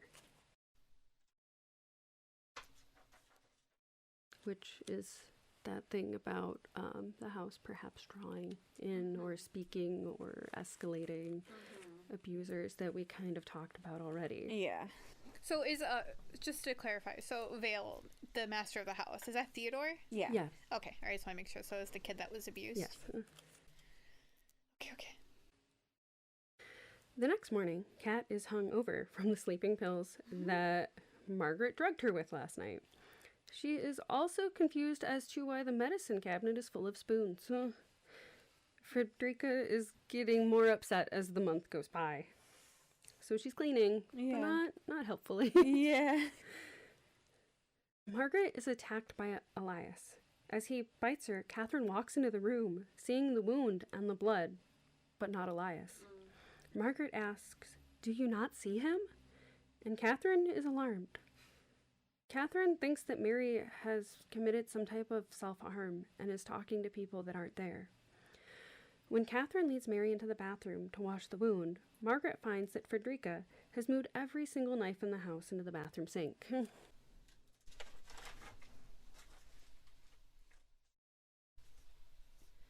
Margaret continues to tell us how Hal wants to deal with the haunting. Margaret tells us that Hal wants to fight back against Master Vale. Something like when he and Margaret dug up the bones of Elias's mother, which Hal was involved with. Eventually, Hal discovers the paddle George Vale used on his children, but especially Theodore, under the floorboards in the attic. Together, Margaret and Hal go down in the basement to fight Master Vale. They bring the paddle with them. The basement feels bad, and the lights flicker. But they continued into the brick-walled room at the end of the basement. And suddenly, they are snapped to the past. Angelica, the ghost child, is tied to the table, and they watch the apparitions as Master Vale kills her with a hammer and drinks her blood. As Master Vale rises, Hal confronts him and tells Vale to get out, as Master Vale grins in response. Hal shouts, "Go away right now, or I will beat you like your father did." Damn. In a rage, Vale slaps the paddle from his hand, and both Mary and Hal haul ass up the stairs. Hal is behind Mary on the stairs when Vale attacks him again, biting Hal's leg. Margaret rescues him by bringing the paddle down on Vale's head, and Vale bounces down the stairs. As they reach the door at the top of the stairs, it slams shut, and Vale continues to skitter his weird long limbs up them stairs. Suddenly, Elias appears from below and bites Master Vale's hand. Elias saves them, because at this action, the door opens and they're able to escape upstairs. Days later, Hal thanks Elias for saving them because he can see him. And Elias bites him. Yeah. It's how Elias communicates his feelings. Same, honestly. You bite people. How we feel. Yeah. We're getting deep. You also keep reading your G's as Y's. Keep saying Mary. Oh, damn it. Do I gotta go back? No, you're good. You're good. Really discussed me misnaming everybody from I the know, book we I read, know, and we left but- it in there. Also, this book does give, like, Mary vibes, just in the Part of it is I have it written down Marge, and then I keep trying to bring it out to Margaret, so I'm not just calling her my girl Margie. yeah, time. I'm like, she's reading the G as a Y, that's why it keeps happening. But yeah, it's like, Mary, Margaret. It's okay, it's okay. You're fine. You only did it a couple times. Yeah, it was just that last little section, from the bathroom to the basement. Okay. Margaret sits in the hallway, surrounded by all 6 of the ghost children and Frederica, and she sits there and she says, Catherine can't see you, and Catherine can't see you, and she can't see you. Not you either, kid with no legs. Not you either, girl with the eyeball dripping out. Nope, can't see you. Catherine is having a breakdown on the phone in the other room. A really understandable breakdown because her mom appears to Entirely be lost it. having a break from reality and seems to have committed some Also- type of self-harm. Side note, it was only mentioned once, but like repeatedly throughout the entire book, Catherine will go into the kitchen and there's just a pot of water on the stove and the stove is going, and Margaret canonically has just a big like fire safety where like if the stove's on, you need to be in the kitchen with the stove. So that's another like thing that Catherine's been I clocking wasn't this sure how entire to time. keep adding that because it's such like little one-off things. that- Yeah, which usually I'll just say like side note, that's going to keep happening. But yeah, that's another sort of red flag for Catherine that something is incredibly wrong with Margaret, is that she allegedly just keeps leaving the stove on like constantly. And it's Frederica making tea, but like also being so scattered by the month of September that she does not finish the task. She's Yeah. just leaving the oven on over and over again. Yeah. Or the stove. Yep. Catherine is locked in the bedroom having a breakdown. She calls her ex-girlfriend Claire, who doesn't really want to talk to her, so she can speak with her ex-girlfriend's current girlfriend, who is a therapist. And I don't have it written down, but just the fact she's like, how do you know that? She's like, I follow you on Instagram still. Well, yeah. Also, like, how great of this lady, because she does like, she goes on to talk to Catherine and like kind of explain how to test for dementia, but it's like how nice, like, because your toxic ex calls you and is like, I really need to speak with your partner. Oh, so it's the Santa Claus. Yeah. You said the Santa Claus? Yeah, Tim Allen's ex-wife's new partner is Therapist. a therapist, and he's like genuinely a good guy, but because he's the new man in her life, he's the enemy. It's crazy. It's a wild Well, word. but- She's actually really helpful. She's, Yeah, that's exactly. what I mean. Like, and that's so nice because you know she must have just heard some like not so great Or- stories about Catherine.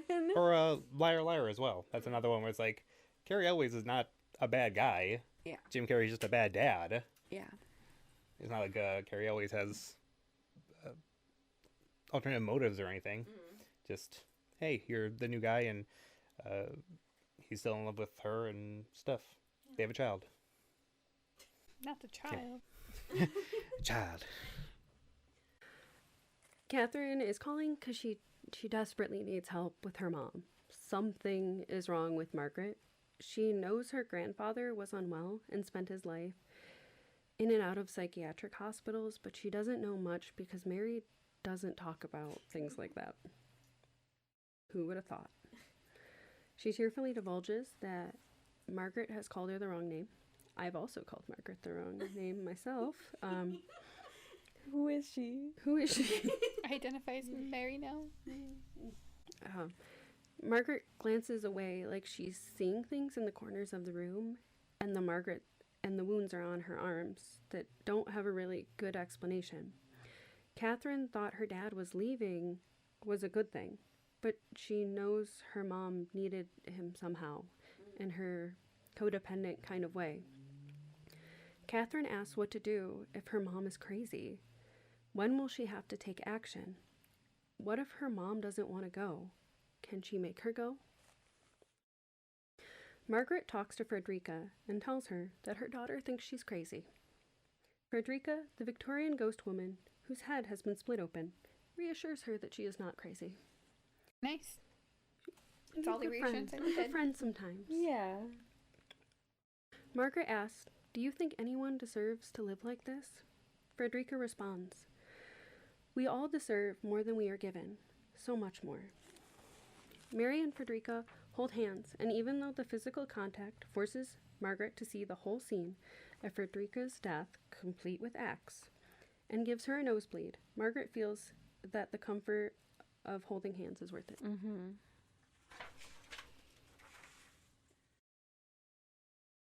Margaret monologues to us. She tells us about one rule she set with Hal.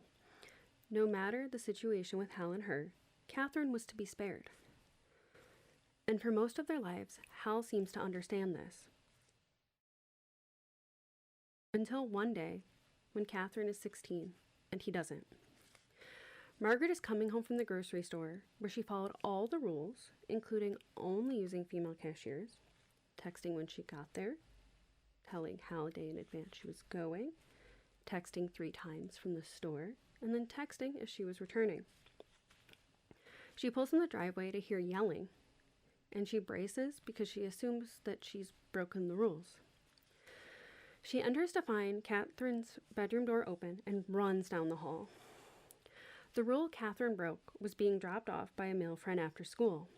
Catherine is cowering in the corner, and Hal's tirade has been going on for a while based on the situation. This is something that was usually reserved for Margaret, but not Cat. Hal screams, "I will not have any daughter of mine driving through town like some goddamn whore!" And Cat tries to argue back because she doesn't know the rules. Hal screams, "You're fucking him, aren't you?" Catherine is confused for several reasons. Hal hears that stammer as a challenge. Hal lunges at Cat with his fist raised, and Margaret football tackles him down to the floor, pinning him down with her body. Margaret looks Cat in the eye and tells her to run. Get out. Go next door. Now. And Cat runs. Hal throws Margaret off and gets to his feet. Fiercely, Margaret declares, "You do not treat our daughter like that." Margaret decides she isn't going down without a fight. "If I ever catch you treating Catherine like that again, I will take her away from you. I don't care if you kill me, but you will never see her again. Do you understand me?" Hal hits her so hard, she falls to the ground, unable to see out of her left eye, and is so dizzy she has to crawl to her purse and get her phone. She calls her sister from memory. Noelle answers and hears the slur of Mary's voice, and Noelle wants to call the police and an ambulance. Margaret tells Noelle she needs to come take Cat now, and Noelle says she will be right over. Margaret hangs up and notices her blood on the phone and the carpet. Margaret decides to lay on the carpet for a while longer to celebrate her victory. Looks so dark. Oh, I know that was like kind of the roughest scene. That is. But that also, is. we stand a queen that will remove her daughter from the home just to keep her safe. Yeah. Yes. And getting, what's that song that I love called? Labor? Yeah, labor. It's giving labor. Neighbor. Mm. What a sentence. It's giving labor. All right. When Margaret is finished on the phone, she gives her mom a cognitive test that presumably she has gotten from her ex-girlfriend's current girlfriend, the therapist. Also, this is actually a fairly accurate and medical cognitive test that she gives her. it seems yeah. She reads directly from the notes that There's no wrong way to answer these questions, and nothing bad will happen. But that seems untrue to Margaret. I mean, it seems untrue to me, honestly, when I answer those fucking things. The first question, the day of the week. Margaret says Tuesday, and a very worried Catherine corrects her that today's Friday.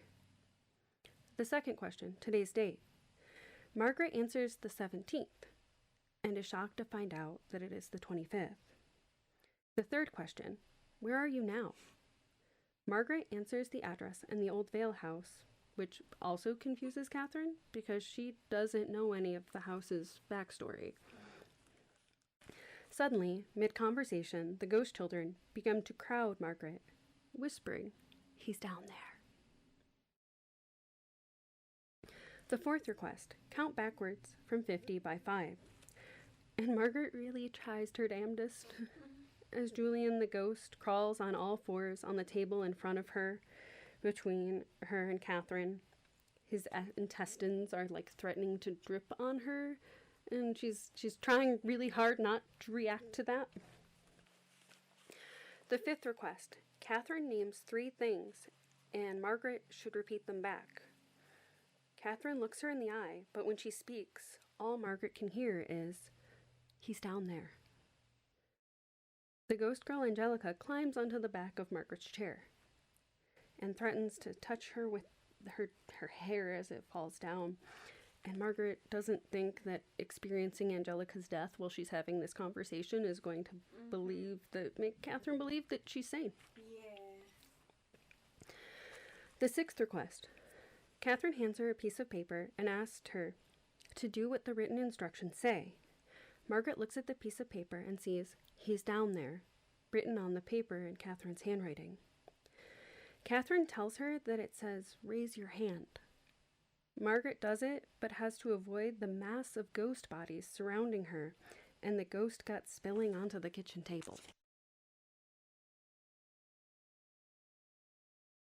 Catherine tallies up the cognitive score and tells her it's not good. She asks Margaret if she's been forgetting things. Margaret answers her through a crowd of ghost bodies. She can't see her behind the ghost covering the table. She asks Margaret if she's seeing things that aren't there.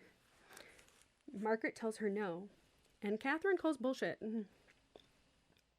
Catherine asks who she was talking about when Elias bit Margaret earlier. Margaret confidently tells her, "All the things I see are really there," as Catherine tells her her behavior has been so strange. She tells her mom that her score on the cognitive test is not good. She cries to her mom that their relationship hasn't been the best. She tells Margaret that she's worried. I think I need to get you some help." Margaret says not to be silly. Catherine says, "I think I have to take you to a hospital." Margaret says she isn't sick. Catherine tells her, "Considering your family history, your dad, well, I think it's time for you to go to the hospital." Margaret tells her, "I'm fine.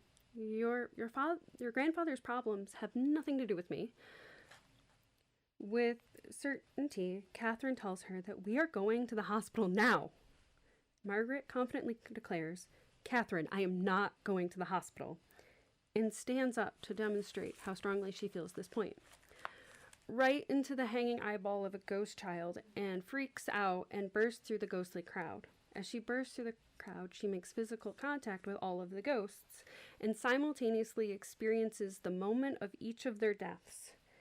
Then she falls to the floor and begins to vomit flies. And Catherine screams, "Hospital! Fucking hospital now! Hospital now!" And Margaret tries to reassure her that she can understand why she's upset. This is fine. Everything's Did you fine. see the flies? Like Yes. the flies are real. Now The flies are real, and We every vomit instance flies of in the this flies house. are Yeah. visible. When the police come earlier, they also note that there's a lot of flies. Yeah. And she's like, "Yeah, that's from Father Cyrus vomiting the flies," but she doesn't say that out loud because she, at that point, at least knows that that is not acceptable behavior. Not suspicious at all, though. Okay, maybe the ghosties are real. I'm slowly being convinced. Margaret tries to reassure her that she can understand why she's so upset. Catherine screams, "How do you think you have a choice in this? This is not your fucking decision. Do not fucking test me on this." From the floor, Margaret raises her hand and she says, "Hal?" before she realizes, and Catherine responds like she's been slapped. And then Catherine's phone rings and she answers. The police officers found something, and Catherine leaves to go to the police station.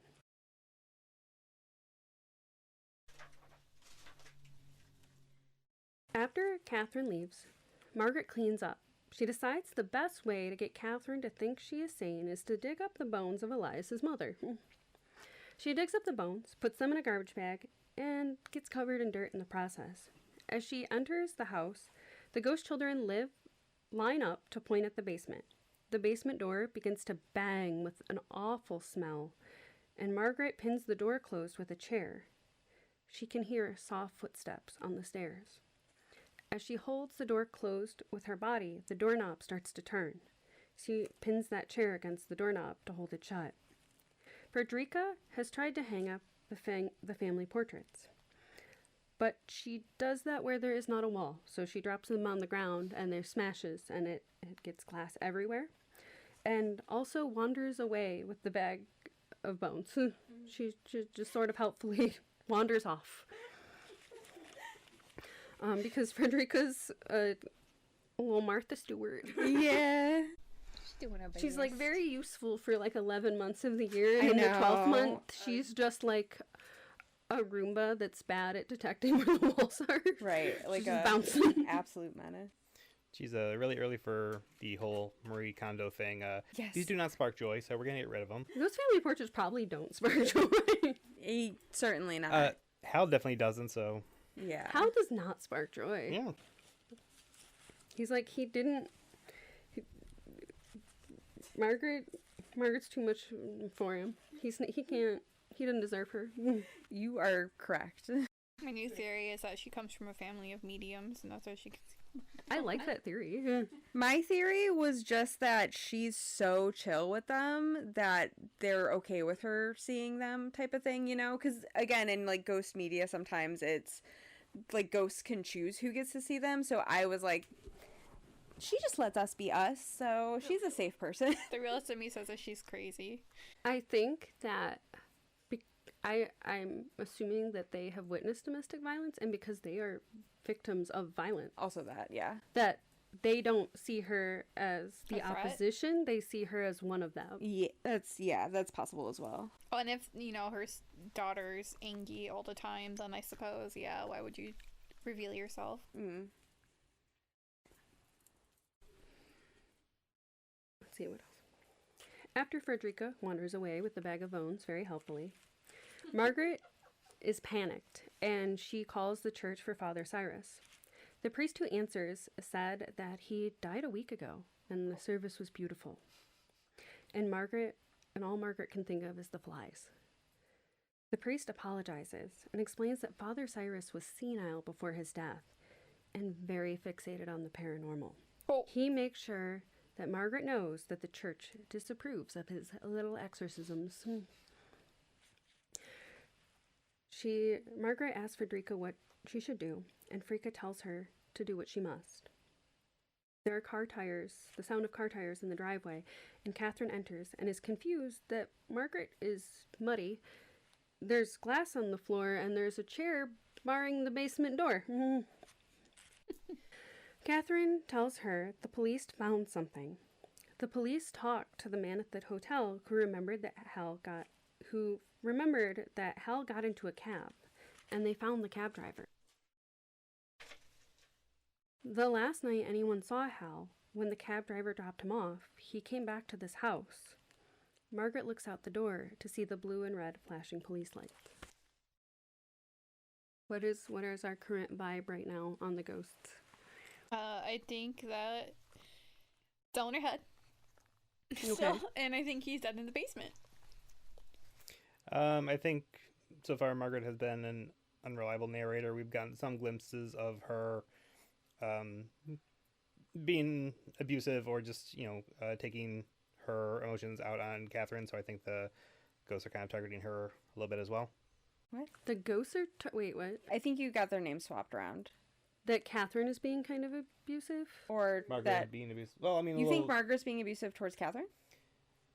Because Margaret is an unreliable narrator, there's stuff she's not telling us. Ah, okay. Okay, Oh, so so you're that's- saying there's things that Margaret is not telling us So that about her Margaret's the relations with... abuser. She's an abuser. Like, she could be taking... she could have been taking Hal's abuse and then transferring it on to Catherine Got it. subconsciously. That's a fair assumption. So you're just so shocked at how self-aware Margaret is. You're like, this must be a lie. Somewhat, but I think just we're kind of jumping around a lot. Yeah. Yeah. And not unreliable in a completely intentional sense. Yeah. From a writing perspective, sure, but I think just she's convinced herself that anything she has done either didn't happen or was for her or A good Catherine's own good. Yeah. I think that it's interesting that you say that Margaret could be abusive because Catherine tells her about actual things that happened in her life, and Margaret, like, very kind of gaslights her. Like, she's like, no, it wasn't that bad. Yeah. I did track that. Yeah, There's a lot more that, but yeah, no, that kind of fits the narrative though. And obviously I know where everything goes, but I think that that's kind of normal in that Margaret is coping, right? By like, you can get used to things and it's not that bad as long as we have rules. So I think that the gaslighting is more so... She's gaslit herself. Like, Yeah. she believes what she Yes. is telling Catherine. Like, she can't view herself as a victim because then she'd have to leave and protect her daughter, or Correct. at least historically in the earlier parts before her daughter has left home. So in a way, the dysfunction her acceptance of the dysfunction makes her abusive. In a way. And that's true. I mean, those types of situations are so complex anyways. There's like 3 separate, every person has a unique relationship with the other person. And it's a whole thing. Yeah. And just the whole cycles of abuse, trying to break the repetition, generational or otherwise. Yeah. The house might have attracted her and not Hale, or the both of them. Okay. That's interesting. She is the one who sees it, and she tells Hal we're going to look at it, and it seems like it is displayed as kind of assertive on her part to go to the house. Yeah, and I guess so. When you come from a place of abuse, you tend to be more susceptible of abusers. So we could also potentially argue that the house attracted her because it knew that she was prime for victim making, right? Yes, I also the history of mental health problems in her household also kind of sets her up for that, because it's implied that her dad has hallucinations. So there has been at some point in her childhood people who had different versions of what reality was. Yeah. So she is more, I think, readily able to accept that. Mm-hmm. 4 police officers come into their house. Officer Jones, which is the female police officer from earlier. Officer Douglas, who is the male police officer from earlier, the one who was in love with the house. And 2 new police officers, Price and Coop. The police tell her of the new information. Bill at the Value Lodge told them Hal stayed one day and ran a lot of errands. At midnight, Bill saw Hal get into a cab with 2 large containers in his hands. The cab driver said the smell of gas lingered in his cab all night. The cab driver dropped Hal off about a half a mile from the house. The cab driver said it was as if he had dropped him off in the middle of the woods, because the house is so isolated. The police have questions. They asked her to tell them what happened before Hal left. She tells them Hal wanted to leave and he didn't like the house. She doesn't tell them how Hal changed after the time with Master Vale in the basement.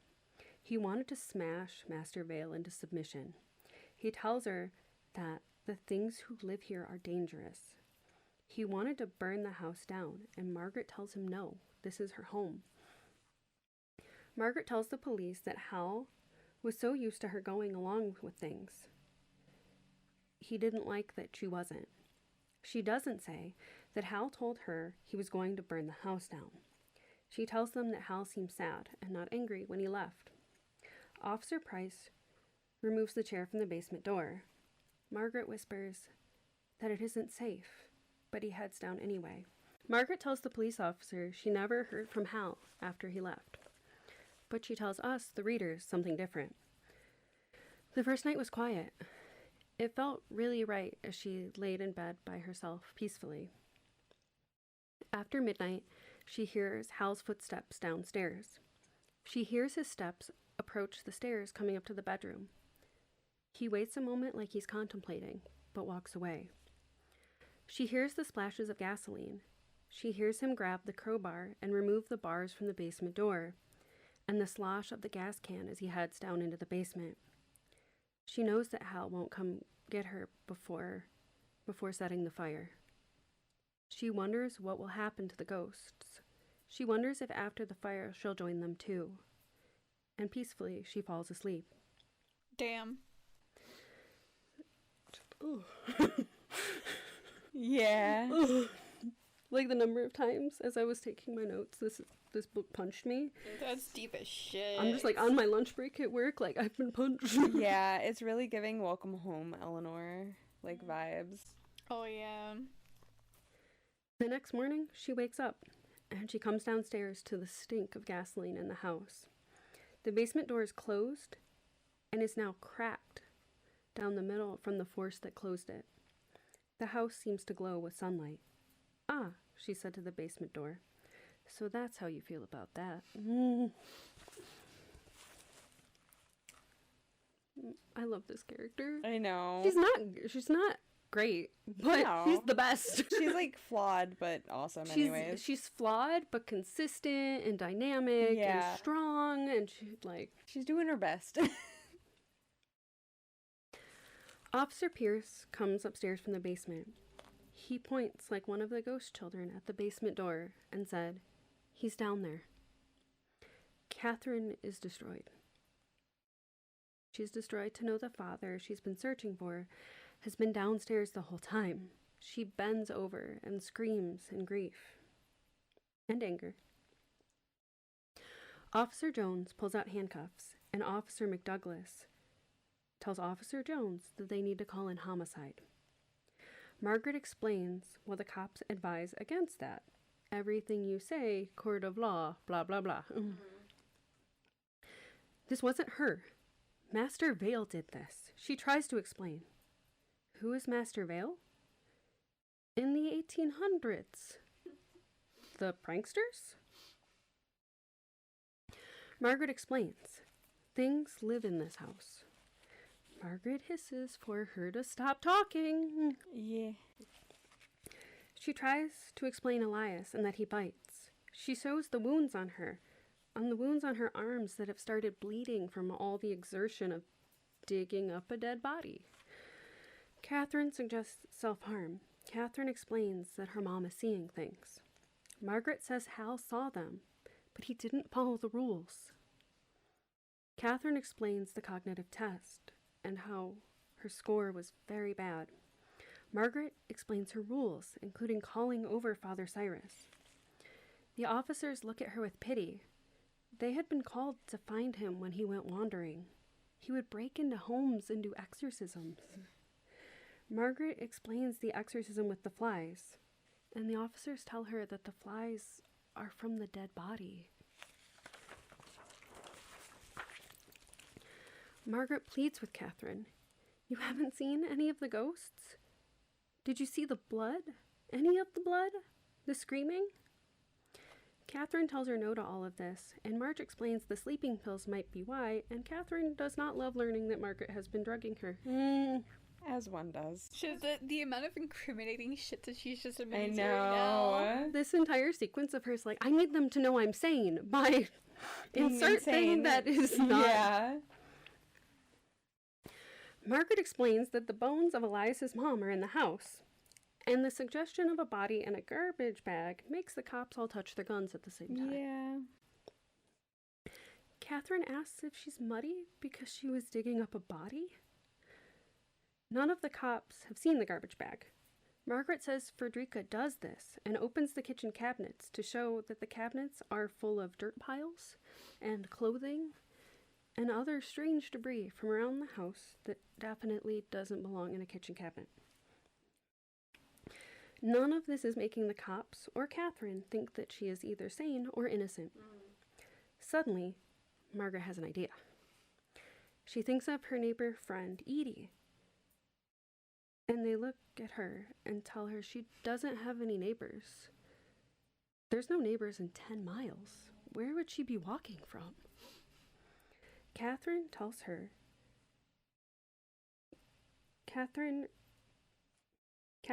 she hasn't seen Edie, and Margaret disagrees. Edie has waved at Catherine multiple times, but Catherine tells her she was alone. When she saw her on the porch, she thought it was strange and kind of sad. That can't be true. Edie's her only friend, and in such a long time. Margaret freaks the cops out by walking to the kitchen door, and they all touch their guns again. Through the window, Margaret sees Edie. She points to Edie through the window to show them, and they ask her what she's seeing. And then Edie is suddenly in the house. Margaret begs her to explain to them what's in the house. Edie apologizes, and Margaret learns that she was the owner of the house in the 90s.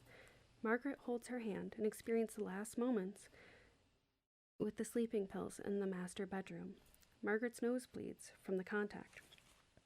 With kindness, the female officer Jones tells her no one else saw Edie. Catherine tells them about her behavior and about the family history. Jones has been worried about her the first time she was here. Catherine had told them how she would self-isolate, that she'd get paranoid, that she'd find messages in graffiti and songs and names of other people out in the world, that she found messages in that. They know from Catherine about Hal's abuse. They ask, was Hal asking you to leave to a hospital? Did you put up with his shit for years and he dips at your mental illness? Margaret remembers his father, the way he would go take vacations as her mom came back and come back medicated with hands that shook from the mood stabilizers. Sometimes, says Officer Jones, when people do bad things, they don't remember. Margaret asks if what happened to Hal, does it look like a human being could have done it?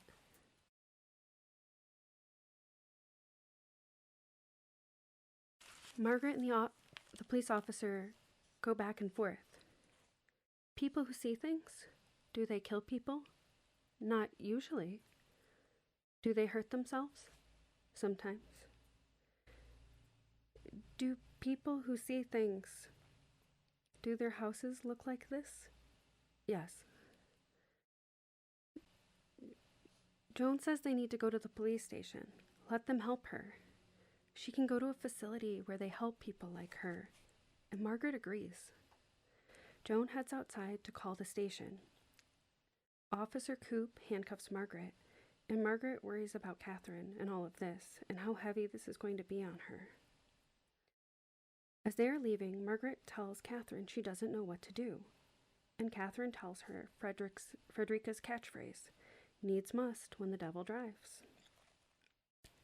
And suddenly, the house begins to moan, and everyone hears it. Officer Jones begins to walk back to the house, but the front door slams closed and refuses to open. A torrent of blood runs down the walls, and Catherine screams. It's really haunted? Jessy is shooketh. I'm excited, because I was getting real sad. Thuds come from the outside of the house as birds begin to attack their house, slamming their bodies against the wall. Jones is still trapped outside, banging against the door. The moans sound angry now. Like, give our girl back. Right. Ghost girl Angelica enters the kitchen, and the cops draw on her.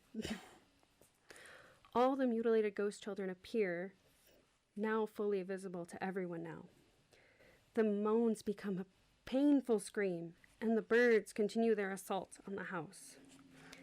And suddenly the scream hits a peak where it's almost laughter. And then everything goes silent. Everything, including the birds, stop, and there is a bad silence. Price yells as an invisible force does something awful to his body. All his bones fold in upon themselves and break. Margaret does a soccer mom save in front of Catherine, as if she can stop this. Price dies. There's more description, but Yeah. They did. And then the same happens to Officer Coop. McDouglas, the police officer from earlier who was in love with the house, gets in her face with his gun and tells Margaret to stop this. Margaret knows that the house, like hell, doesn't want her to leave. McDouglas tells her to stop it or he will shoot her, and places the gun to Margaret's head. He counts to 3, and at the count of 3, as he begins to pull the trigger, the invisible force snaps his chest in half. All of his limbs fold the wrong way, faster than it had for the other 2 officers. After a while, all 3 bodies are still on the floor. There is silence, and kind Officer Jones enters the house, looking like she was attacked by birds in a flurry of feathers. It's exciting. Officer Jones runs to the kitchen and then stops and stares at Catherine. Master Vale is behind her. He grins and puts a hand on Catherine's shoulder. Master Vale smiles. Margaret screams no as Master Vale pulls Catherine down into the basement. Thank you. Yeah, you can have her. The flip. I know. I remember just being like, oh my god, is this where it's going? And like, I wasn't necessarily mad per se, but I was like, I really wanted it to be a ghost story though. It is a ghost story. I know. I was solely prepared with the real, and now I'm really gonna read it. There's like the copy of the book that I have, which is somewhere here. It has a interview with the author, and she talks about like how many times she rewrote the ending, because the ending where Margaret has gone through all these things and it's just delusional. It's such a bad ending. Yeah. I could see it being the ending, but the kind of ending messaging on that, like you would hope if that ends like that, then she isn't a dynamic character. Yeah. No, And she starts just as delusional as she is. So while she is a well-crafted character, she doesn't have an arc. Yeah. And like, I think it takes it from like, so many stories have done this to like, oh, okay, this is unique, let's go. Yeah. And like, you hit that moment where there it's like, and then the house, and you're like, let's go. I was like, okay, if it was gonna end there, I'm like, okay, it's a good book. But now I'm like, this is a great book. I know, it like really levels things up. Yeah. Margaret sprints to the basement as Officer Jones is thrown against the ceiling and begins to vomit flies, just kind of up there on the ceiling. The door fights her hard, but she wins. She screams at Vale to get his hands off her daughter. The scent of death is overpowering in the basement, and time flickers between the past and present. Master Vale has Catherine in his awful little workshop in the basement and has pinned her on the table with his body. Margaret tackles him off, and Catherine pushes herself away, directly into Hal's broken body. She screams. Margaret tells her to run and punches Vale in the face. Margaret grabs Catherine and pulls her towards the stairs, tells her to go. Margaret turns to face Master Vale. She hears Hal, Edie, Catherine, and everyone else in her mind tell her no one deserves to live like this. And for the first time, she thinks it herself. She played by his rules, and now he better listen to her. That SOB broke the rules. Get the fuck out of my house, she screams, standing her ground. Master Vale jumps at her, and she dodges multiple times as she lets him know he isn't in charge anymore. Damn straight queen. Right. She screams, get out! But he catches her and he begins to choke her. At his touch, she experiences all of it. She feels the joy, happiness, and hunger at the death of his family. She feels his hunger rise each September in the awful way he kills the children and eats them to sate his hunger. She feels the hunger as he dies alone, of that hunger surrounded by meat. She sees the cycle repeat with Elias, Edie, Jasper, and Blythe. She sees him whisper to Hal, alone in his office.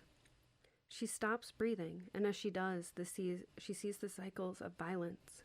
She sees her own awful cycles of violence with Hal. She cannot abide being part of the cycle of Septembers if she dies here. Catherine appears and hits Master Vale over the head with the paddle and rips him off her. She hits him over and over again. If he ever touches her mother again, she will kill him. Master Vale catches the paddle in his hand and breaks it over his knee. He rises and backs the two women against the wall as he laughs. Margaret puts herself in front of Kat, and he roars towards them.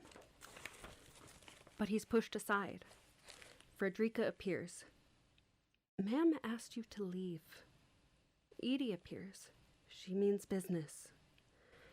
He swings at her, but Elias appears and attacks him with all of his teeth. And Margaret feels hope. Margaret tells him to get out, and Edie and Kat join her chorus. Vale begins to retreat up the stairs. The ghost children appear and each act out their injuries upon him, and they join the chorus of Get Out as Master Vale drags his broken body up the stairs. As he exits the basement, Officer Jones is still vomiting flies, yet still manages to join the chant of Get Out. Specifically, I think she out some flies, and the mental image that gave me was both great and awful. Great and terrible. The things the children do to Vale are awful, but as Margaret notes, not even the most awful thing she's seen today. The pranksters point at the door and tell Master Vale to get out, and he drags himself outside into the sunshine. He looks broken and fragile in the sunlight. Margaret towers over him. Frederica hands her an axe, and Margaret recreates Frederica's head wound on Master Vale. And it is over. The birds begin to chirp, and it is a beautiful day. The pranksters walk across the lawn with bodies that are now whole. They're curious about this new world. Officer Vale leaves the house. Her and Margaret agree that the house is a little haunted. But Margaret thinks it is fixed now. Officer Jones tells she's going to call everyone. Homicide, the church, the police psychic. Questions will need to be answered, but right now, the children are doing cartwheels and making flower crowns. Catherine tells Margaret she will reschedule her flight. Elias is taking a walk with his mom. Edie tells Catherine that she's so proud of her mom. Margaret and Kat sit on the porch and talk. So Hal is dead. Sorry about trying to have you committed. Margaret says she would have done the same. Margaret makes a new rule, the only rule. No matter how terrible, things will always be fine in the end. And Frederica makes them tea. The end. That was so good. Yeah. I'm happy it turned out to be real. Yeah. And I'm like, how does someone explain that? Like, I don't think there's a way to get to a hopeful ending. Yeah. It's not real. Correct. Yeah. No, I absolutely agree with that. I think it's very cinematic for, like, shit to go down the way that it Yes. did. Like, there's a gut-wrenching ending where, you know, shit goes down, but you find out it was all in her head, or mostly in her head, if you want to go a different direction with it. But it was very Twilight. cinematic for it like that to be the climax. It's just all like that was gut wrenching to read. I was like, no, don't do this to my girl Margie. don't And I'm like, yeah, get it, girl, get it. Let's go. Let's go. Punch him. Yes. Yeah, I loved when Frederica is like, ma'am told you to leave. Yeah. Ma'am told you you to to leave. We Hope stand you up enjoyed for my voice Frederica. acting. Yes. It felt cringe in the Great. moment. You really did a whole thing. Committed. You're welcome. I love it. My inner theater kid has been waiting for this moment. Good, I'm glad. Good. It could have more moments. Come back. I know. You were so excited when I'm like, okay, come on and talk about it. Come and talk about it. And like, I sit and then and then they do. I guess I could have done that. You could have, but this is better for sure. There were times where you got really quiet and I was checking over at the levels, but like it all corresponded with very emotional moments or even like solemn moments, and I think it's gonna be fine in the end because it balances out with some of the more action-packed or yelling? intense. Yeah. Me just being like, I hope I don't like fuck this up because this is so close. There was a couple times you did it, and then Nick looked over at the computer. And I kind of saw that, and I was like, nope, we cannot stop. The show has begun. The show must go on. The show must go on, even if I break the audio. Yeah, I'm still working my way through audio stuff, but I think we're probably good. Yeah. I'm obsessed with this book. Yes. No. I I'm love reading this it now. book. Yes. I must read it now. Wanna borrow? I happen to have a handy copy right here. Oh, I'm gonna get it on my Kindle, my Nook. There's discussion questions, which feels very Yeah. college lit. I love that. I love a good interview in the back of the book. I know. She's like, the ending of the book is like, Yeah, because there's a bunch of different ways it could have gone Actually, I would have down. been like, okay, yeah, commit her. Okay, but cliffhanger ending. The daughter is now seeing the haunt after mother got Yeah, committed. and I listened to a podcast recently who just did this, and they were saying that they almost wished that she was institutionalized, and then as Catherine is trying to get the affairs in order at the house, she's like, oh shit, no, this is actually haunted. Happening, yeah. I think that the house is a metaphor for like living with the abuse and dysfunction. Kat has already chosen to leave, so Yeah. it wouldn't act as a catalyst for her the way it does for Margaret. So Correct. it would not be as emotionally strong if that were to happen. Catherine would be like, no, I'm totally cool leaving. Like, I'll leave right now. Yeah. I love leaving. Let's go. Yeah, I will say, I do think the house attracts abusers because that cop. Yeah, because the one who holds the gun to her head. Yeah. As if, He's got no problem doing that. yeah, like he's like, and he gets it. And Yeah. he deserve it. Because the house also seems, the force at the end that takes out the cops, is that Vale or is that the kids? Yeah, that's so fair. Well, yeah, in my opinion, the house was trying to prevent her from being taken from them. Because generally speaking, I think that it is a little bit of like, yes, they identify with like sort of you've gone through something traumatic, but also you let us be us, and it is, we get to actually interact with someone new for like the first time in 100 years. That's true. They only have each other. Yeah, but also like you just let things happen, and so we like you, and Yeah, she accepted the house for what it was. yeah. She actually doesn't. She should. She should be like, house, don't be like this. Yeah. But she lets it go. She's like, too no, much. you know what? It's okay. He's like, it's fine. You're just a little baby. You're just me little guy. Yeah. Big Chihuahua energy. Yes. We love a Chihuahua energy. So is Vale a ghost or is he Yeah. like a demonic creature because she asked him? That's a really good question. I don't. It is both implied, and then when her and Hal are in the basement, when they go down there with the paddle to fight Master Vale, she does see him either drink Angelica's blood or like eat her brains. Yeah. He do that- be consuming. Yeah, like I think there's like a deal with something he made that's keeping him around. When did this book come out? I feel like it's newer. Because I would love to see this as a movie. Yeah. It would make this a great movie. I know it's definitely big in the like TikTok horror circles, so 2023. So this is this is a very recent book. I think that the force at the end, my opinion, is actually the kids. Yeah. I think Master Vale feels possessive of her the way Hal does, Yes.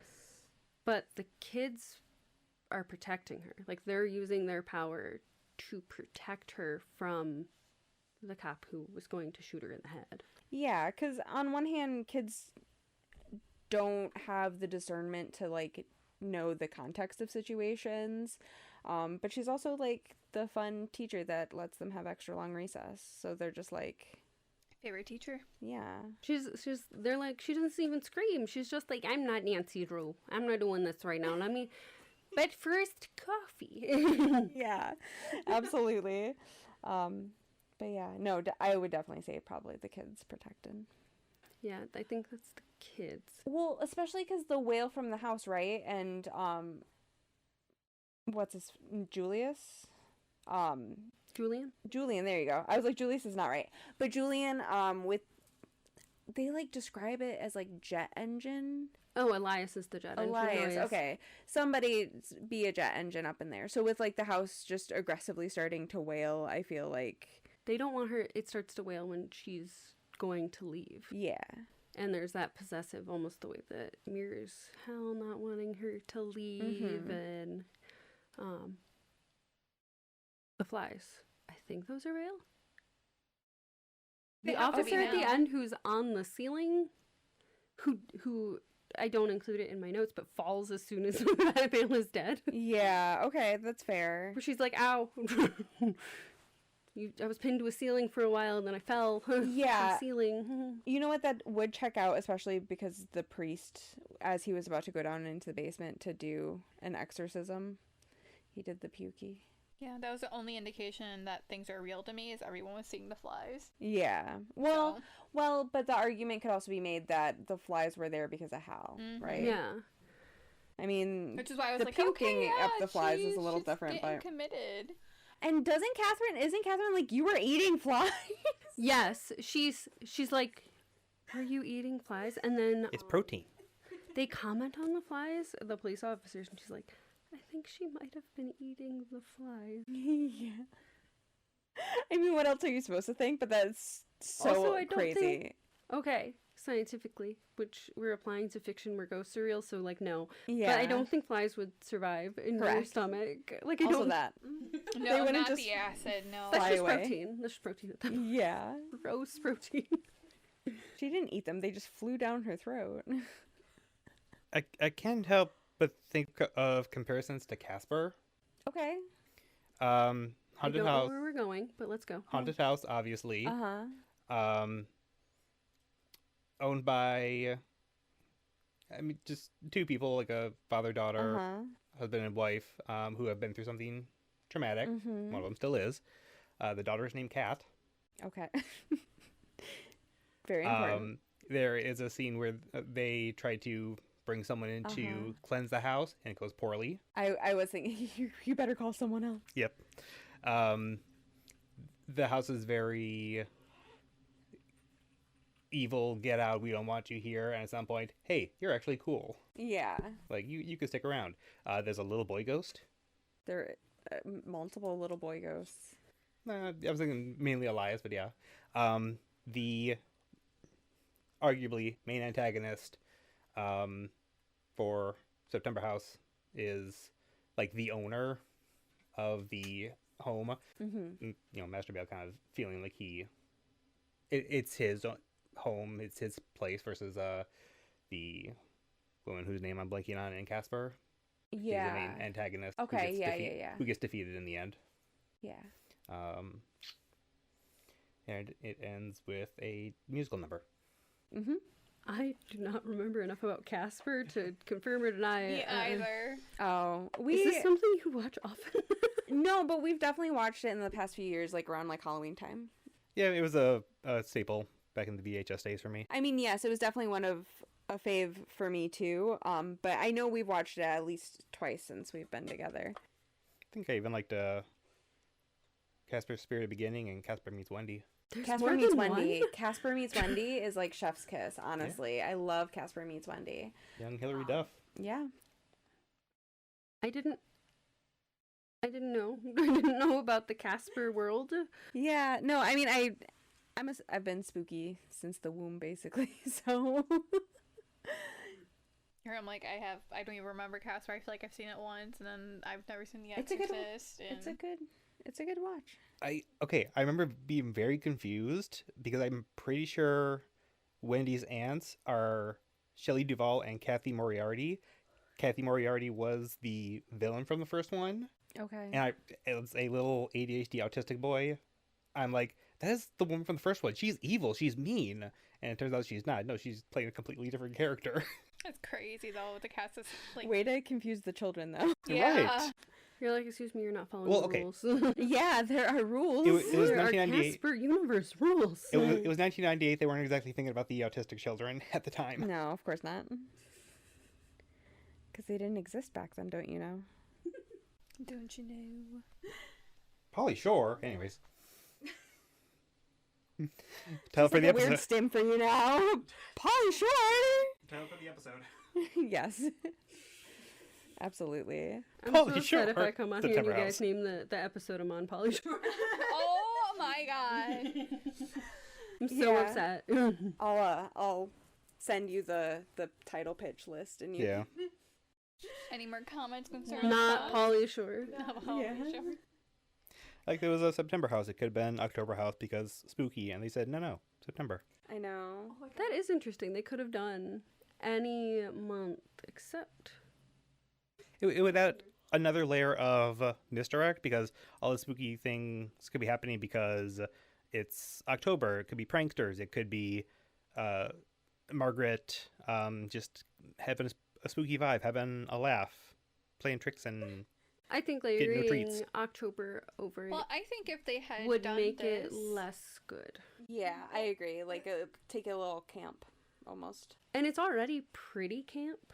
Like, Especially to be very honest, like, there will be a very serious moment broken by just absurdity. And a very Yes. serious moment broken by just very dark humor. And that's why it's so good, is because it kind of pulls you through, like, different emotions, and it's able to, like, break the tension and stuff, too. I like stuff like that because I can't be serious all the time or else I will break. Like, I'm just her already being too like, serious with myself. the saddest moment for me is her realizing her friend Edie isn't alive. Yeah. Yes. But, like, also... That's okay, right? Because she's still your friend. Just because she's dead, it doesn't make her We don't any less discriminate. your friend. It was only sad when I thought she was going to be crazy. That was Yeah. the only time. Okay, I'm gonna reel that back. Not crazy, but mentally unwell. Right. I don't want to use the term for crazy for that. Sure. But I do... that was when it would have hurt because I clocked immediately. I'm like, where the fuck you have a friend in the middle of bumfuck nowhere in Indiana? Yeah. Like, yeah, like I So said, I I knew didn't... ghost, but I'm just like, if she had in fact was mentally unwell, I would have been like, I did kind of mentally picture the house from Beetlejuice. Not like kind of the style, but more so just it Okay. having nothing around it. Like not having direct neighbors. I mean, it would be Yeah. a similar style, though, too. I think Because that's a Victorian house. it is described as specifically Victorian, and obviously there's the house on the cover. Yeah, I think the just Beetlejuice house. Maybe I'm being overly specific, not looking as iconic as it is, but just something like an older model you do not see anymore, Yeah. unless it's built by Older someone. model. It should Side be note. on a hill, very Victorian, and there should always be like lightning behind it very Yeah. dramatically.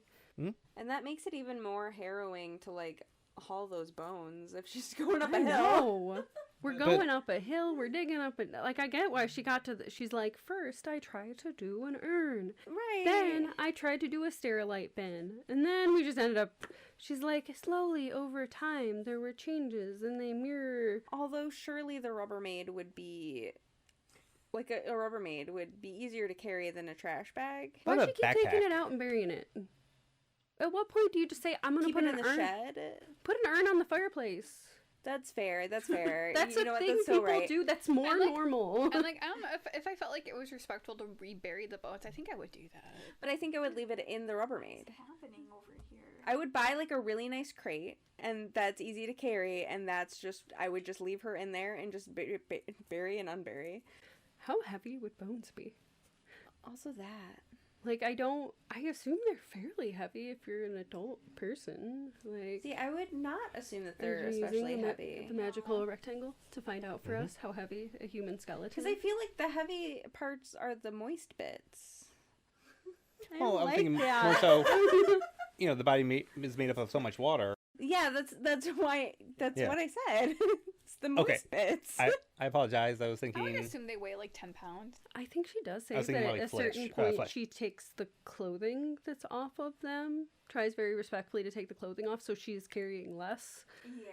Because, like, Victorian clothes would probably be pretty heavy. Oh, even yeah. if they are falling apart. Many. 22 to 26 pounds. So think of like, Yeah, it's not nothing, especially if you're like a little bit older, you know? Yeah. Mm-hmm. And, like, she's old enough to, like, Catherine has gone through college and then has also had a career. So I'm going to say she's probably 60, 70. Yeah, like, I think they describe Margaret graduating from college, getting married, and having a kid in very rapid succession. So she's maybe 25, and I think Catherine's 30, so maybe 55 or 60. Yeah. Yeah. We're worried about bone health, but it's supposed to be hers and not the body that she's sticking up. Not the bones of another. Not the bones of another mother. Legitimately. Another mother. oh, I vote put them in an urn on the fireplace and just be really respectful in the house so we don't have to. Do all that. We Yeah. don't she'll be closer to her ghost child. I do feel like for her as the deceased, that would maybe be her preference. But also, before she whisks her son away, maybe ask, like, before you go, what would you like me to do with you? Yeah, like, real quick, before you turn to ash, like, I would like to amend my answer, and this is why you don't just go with the AI overview. 22 to 26 pounds, but that includes living marrow, water, and blood. Moist bits. If you scroll down a little bit. don't like the moist bit still. It Just sounds more incentive really to say it. squishy. Well, it is, isn't it? It gives me the same feeling as when the story where she has to reach into the blood and pulls out the mystery flesh. Yeah, you never want mystery flesh in your sink, honestly. No, never. Know your flesh. Know your flesh. Know your flesh. That's the title. I am so That's the fine. title pitch. That's Know fine. your flesh. Oh, Know your flesh. God. Off of Reddit's Today I Learned, using bodyspec.com as their source, dry bones of an average human skeleton weigh 6 to 11 pounds. Oh, there you go.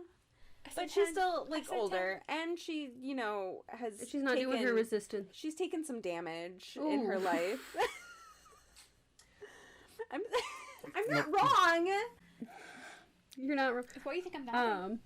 Yeah. There was something I read, and I was trying not to read reviews where they were like, someone said they didn't like Catherine because they felt like she was gaslighting, and that scene is very heavily like telling Catherine to doubt her reality, but also if you go over to the house of an older relative and that has perhaps taken some damage, and they're like don't know the day or the time or like where they are, perhaps you shouldn't go with. Maybe ghosts are real. Like, that shouldn't be step one. And watching another reviewer be like, she's so awful, and she, like, gaslights her mom. And it's like, if an older relative doesn't know where they are or what day it is, perhaps. Yeah, look at the evidence before the hearsay. Yeah, like maybe step one, we still go to the hospital and get checked out. They don't necessarily have to stay. But, like, maybe a medical professional does a little eye check. And you're, like, objectively making really strange choices. Like, my father's been missing a month and you haven't fucking said anything to me. Like, that type of thing, it's just like, okay, I need you to... The most realistic situation is you're going to be Catherine doing exactly what she's doing. Yes. So you cannot say, like, oh, she's gaslighting her. Bitch, if it was happening to you, it's like... you're going to do the same thing. I love Margaret as a character, but, like, especially upon the second reading, where you're like, this girl ain't right. Like, she wasn't right the first read, but then she didn't get more right on the second read. And not. Team Catherine. Yeah. Like, Team Catherine is making the most logical choices. She's like them both, bullying the police to get involved. I mean, I do like that she's just a bitch that gets shit done, basically. She's like, nope, we're gonna get this done. And there always is, like, a point where you... essentially have to start, like, parenting your parents, and, like, not referencing my parents, but very heavily with my grandma, my mom, very much. And I know there were, like, times where my grandma's, like, very clearly, like, having a dizzy spell and, like, decides she needs to, like, carry 17 gallons of milk. I've straight up said to, like, my 7-foot grandma, sit down before I knock you down. fighting giants, like. She was like legitimately over 6 feet tall. If your ass falls, I'm the only one here. I can't pick you up, girlfriend. I'm 5'3". Like, please. You and your grandma were very different body types, but something you had in common, you fall over really easily. Oh, just a little tippy. Just a little tippy.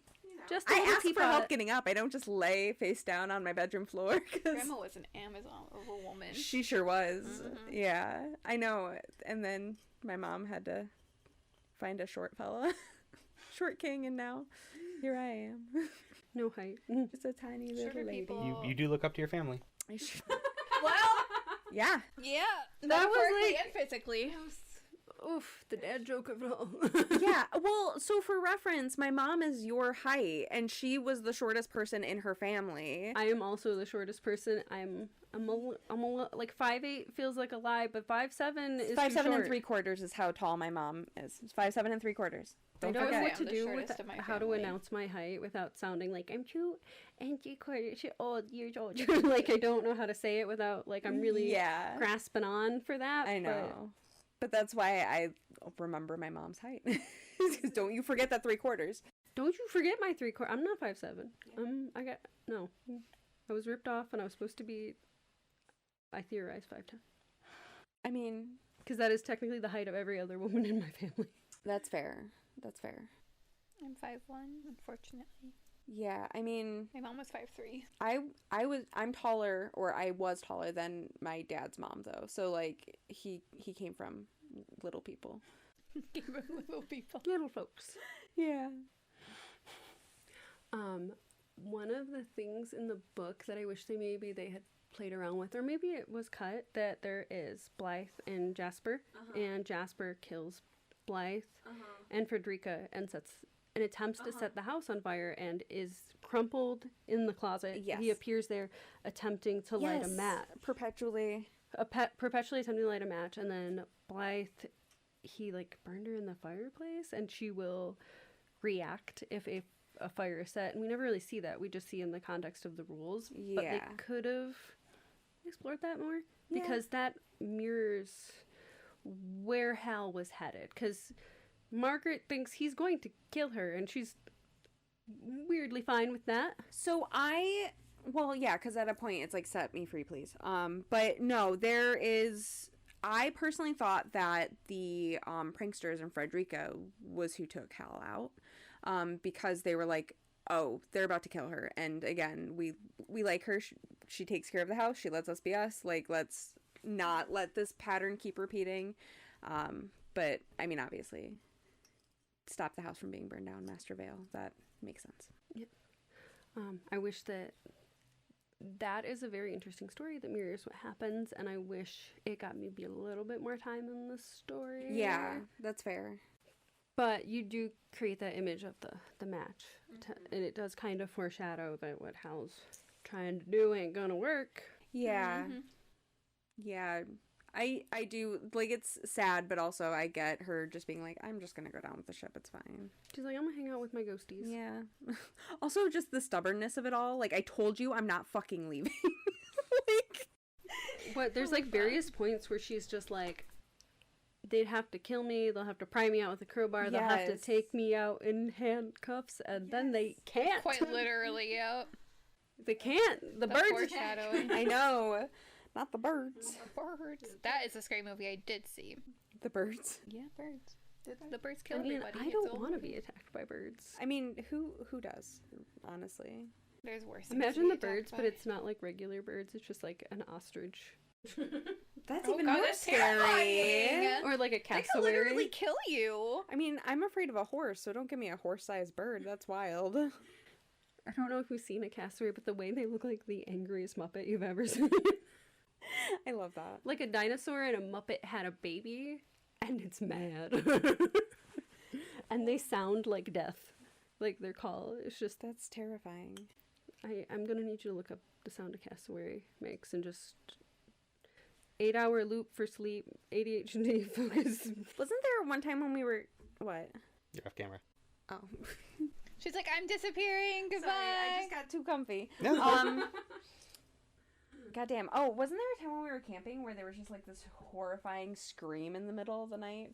That was like clearly an animal, but it was just like. I think I was there. Was for it like that. a bobcat? I Bobcats thought sound like a it was woman like a- screaming. That I know. Are they in I think it Michigan? was like a bird though. I thought, I mean, I'm not the best at memory, but I seem to remember we at least at one point had a consensus that it could have been a rabbit.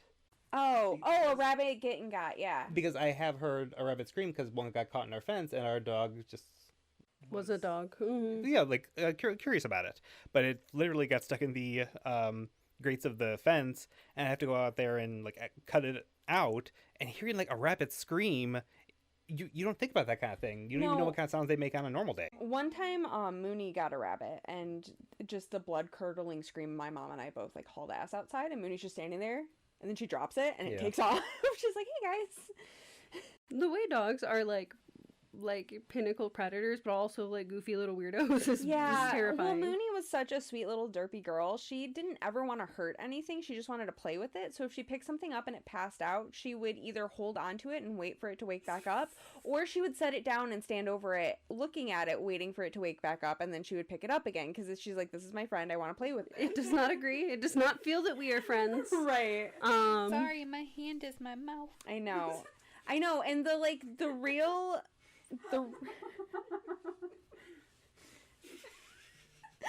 the real like terror and like horrifying thing of that is that Butters didn't like Mooney to have things that she didn't have. So Oh, many a no. squirrel met its demise to Butters being like, "No, that's mine." Oh no. And then it was ripped in half. We could have stopped the story a little bit sooner. No. No. If I had to know that, so did you. I don't. You're welcome. Give it back. I'm taking. Take it back. Well, someone's got to get dark-sided, right? I think we already did. Like, that's so fair. we've hit what? There were references to suicide. There was Yeah. animal death. Yeah. There was domestic violence. There was alcoholism. Loss There of was a child. the loss of a child. Gaslighting.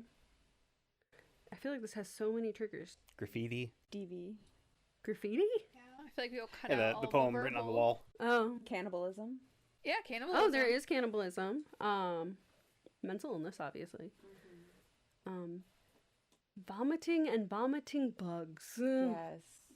Bug vomiting. Yeah. Lesbians. Lesbian. Some people are afraid of lesbians. And shame on them. The Yeah, fact shame that on there's them. that recounting in the story about how Hal is calling her daughter a whore, and you're like, you're fucking him, and all of that. And Margaret does an entire like little tangent where she's like, she hasn't told me, but like, I know. Yeah. It's pretty obvious. Yeah. And that Hal's not gonna pick up on that because course he's not. Hal. He's not known for Yeah. that.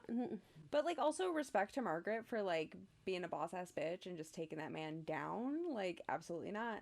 Because like oftentimes in those types of scenarios, unfortunately, like the mom is just kind of turns a blind eye because like Well, yeah, what she's am I gonna do about it type of thing. Yeah. So like good for her. She Completely immediately stopped psycho. it and got Catherine out into somewhere safe. She uses her rules like a coping mechanism, so she never kind of hits a sense of helplessness. She Yeah. firmly believes that she is helping herself with these rules, and she is helping her daughter, and these rules are messed up, but they're rules, Yeah. so they make sense, and And the like whole worldview of if that. she came from like a broken home type of scenario, it makes sense why she would want to hang on to like her nuclear family. Because she's very desperate. That's actually why I included that quote at the beginning. Yeah. Because it talks about, like, the thing Margaret wants the most is a stable home. And she is attempting to achieve that by giving up everything else. Yeah. And like a lot of times in those scenarios, you like hang on to the person, like you're gonna get some prize for like the Pain Olympics type of thing. Like if I go through this, then I win something at some point. And it's like, are you going to win anything you want? Yeah, like, but will you though? You know, like Yeah. is pursuing this still a good idea? it's like you don't always have to stand by your man. You know. That I song's won't- not life advice. Yeah. Probably should Probably not. Yeah. Especially in that scenario. Absolutely. But yeah. Yeah, so that was the September house. Yeah. And I'm going to go read it and send us out, Nick. He's got notes. You got notes? There's notes? Let me in. No, I got a send out. Oh, send out. Okay. okay. Oh, okay, let's go. Do you remember the 21st night of Yaptember? Love was changing the minds of pretenders while yapping the clouds away. I love you so much. You're such a fucking nerd. That's great. Oh my god. Bye. Bye.